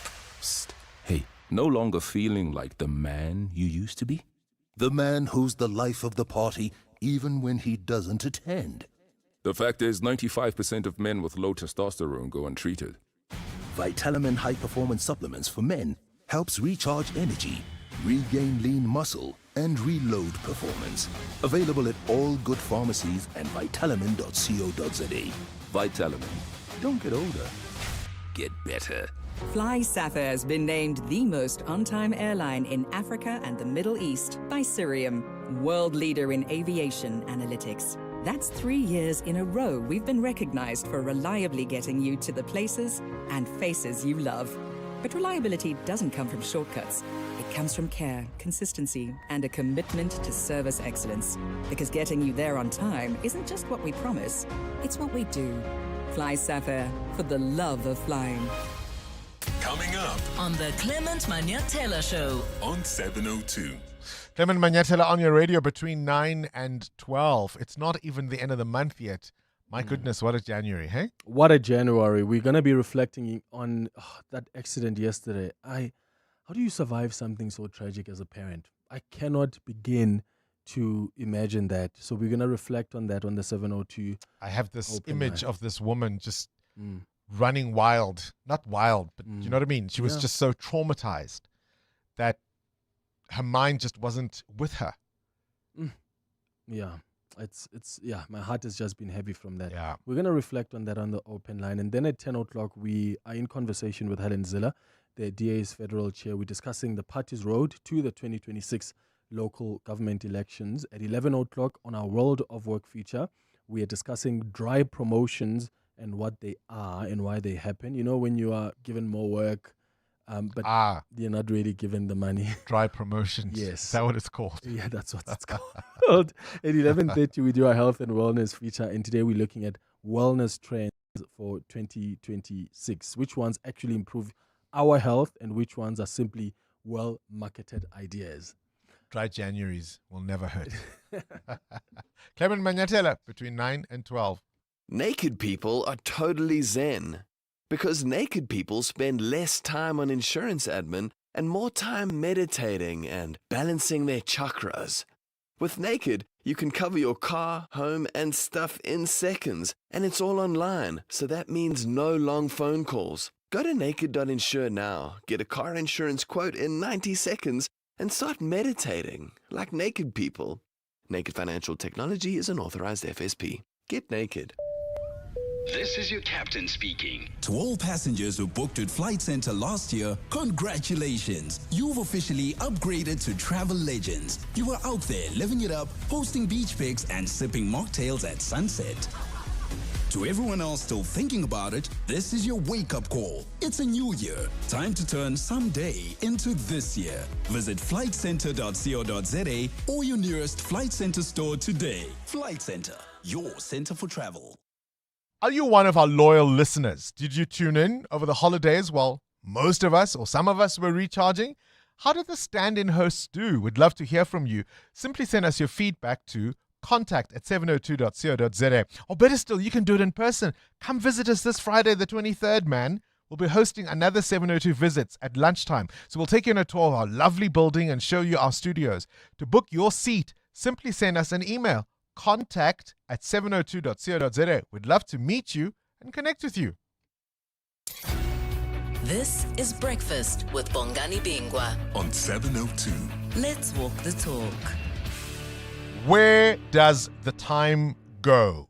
From an old fruit and vegetable market, the Market Theatre opened its doors as same week as the 1976 Youth Uprising. But this wasn't just an ordinary theatre. It was a stage of defiance, a place where scripts challenged power, where casting defied the law, where the audience itself became part of the protest. And now it turns all off 50. Greg Homan is the artistic director at the Market Theatre Foundation and joins us. I mean, Greg, it was just the other day. I remember I was still on carte blanche. We were celebrating 40 years of the Market Theatre. And here we are, and goodness me, where does the time go? Yes, Bongani, it's great to be with you. It's been it's quite a milestone, 50 years of fearless storytelling at the Market Theatre. And remarkable that we opened the Market Theatre's doors the same week as the June 16th Soweto uprising. And to be sort of aligned to that huge historical national moment seems to make so much sense in terms of the history of the theatre and what the theatre itself has stood for, and the position that so many people who have gone through that space have taken on resistance and on storytelling and telling the South African story in the way that the theatre has done for its remarkable 50-year history. In my introduction, I spoke about how scripts challenged power, how casting defied the law, and I wasn't just being flowery with my words.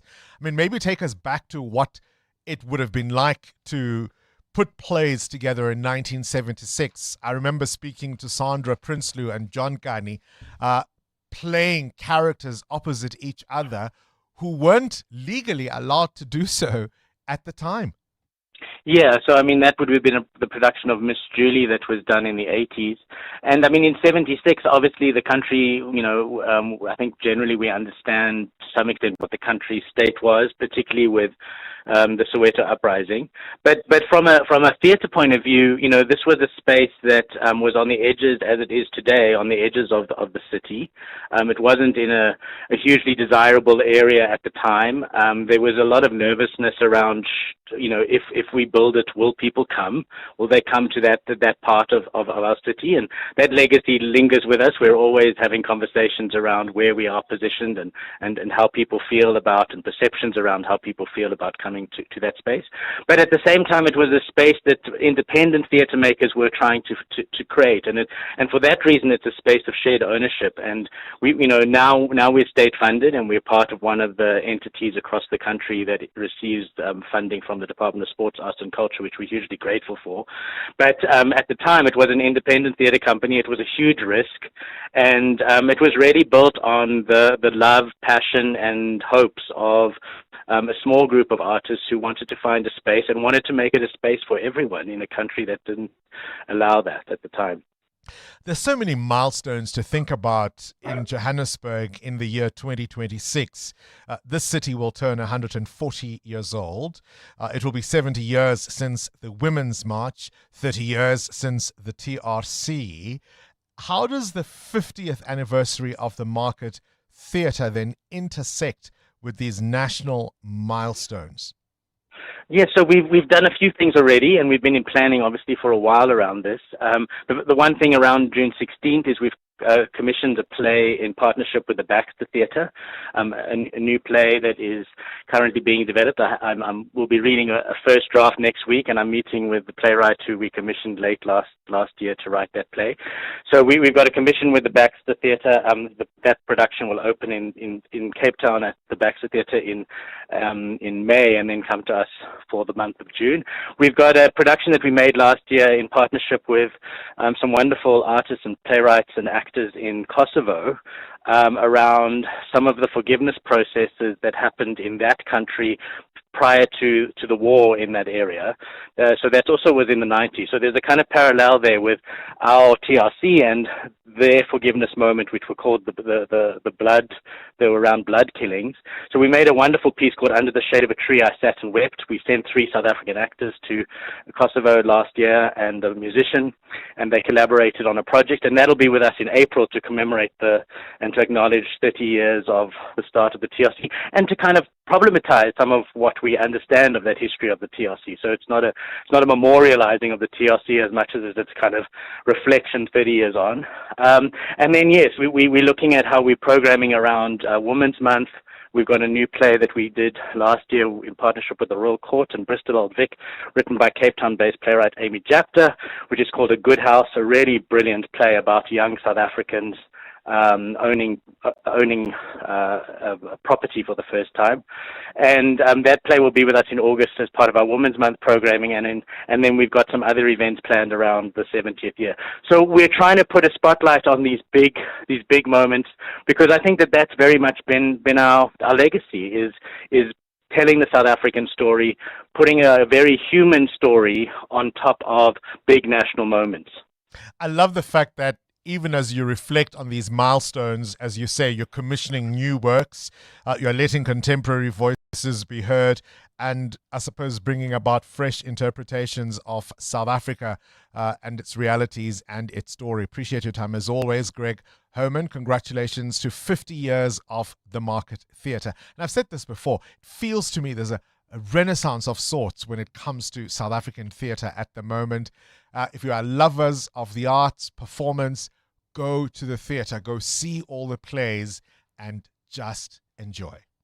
702 podcasts are on 702.co.za. We are, of course, streaming on YouTube. Amo, there's much speculation from many 702 landers. Yes. I got myself a fitness ring, Mm-hmm. which I've been wearing on my left hand. Yes. Now people saying, "Oh, is he married? He's flaunting. I'm He's flaunting shocked that ring." you haven't actually told your listeners about it, because you've been telling everyone. It's a fitness ring. That's Mhm. all it is. I'm not married. Do not mess with my future possibilities. Let's dispel that rumor right away. But I just thought I'd respond to all those who are watching on YouTube who are speculating that I might have got myself hitched. Mhm. No such luck here. So that's the end of that rumor. Thank you very much. Right? If I was married, you would have been at the wedding. I would have been. All right, we'll be back with more news, more fun, but also more reflections. Same time, same place tomorrow. The Clement Manyatela Show starts now. This is EWN. Good morning, I'm Bali Dlamini. Gauteng education officials are expected to share details. Yesterday, a minibus taxi carrying learners to school collided with a truck in Vanderbijl Park. Police investigations into the cause of the crash continue today, with both drivers still under scrutiny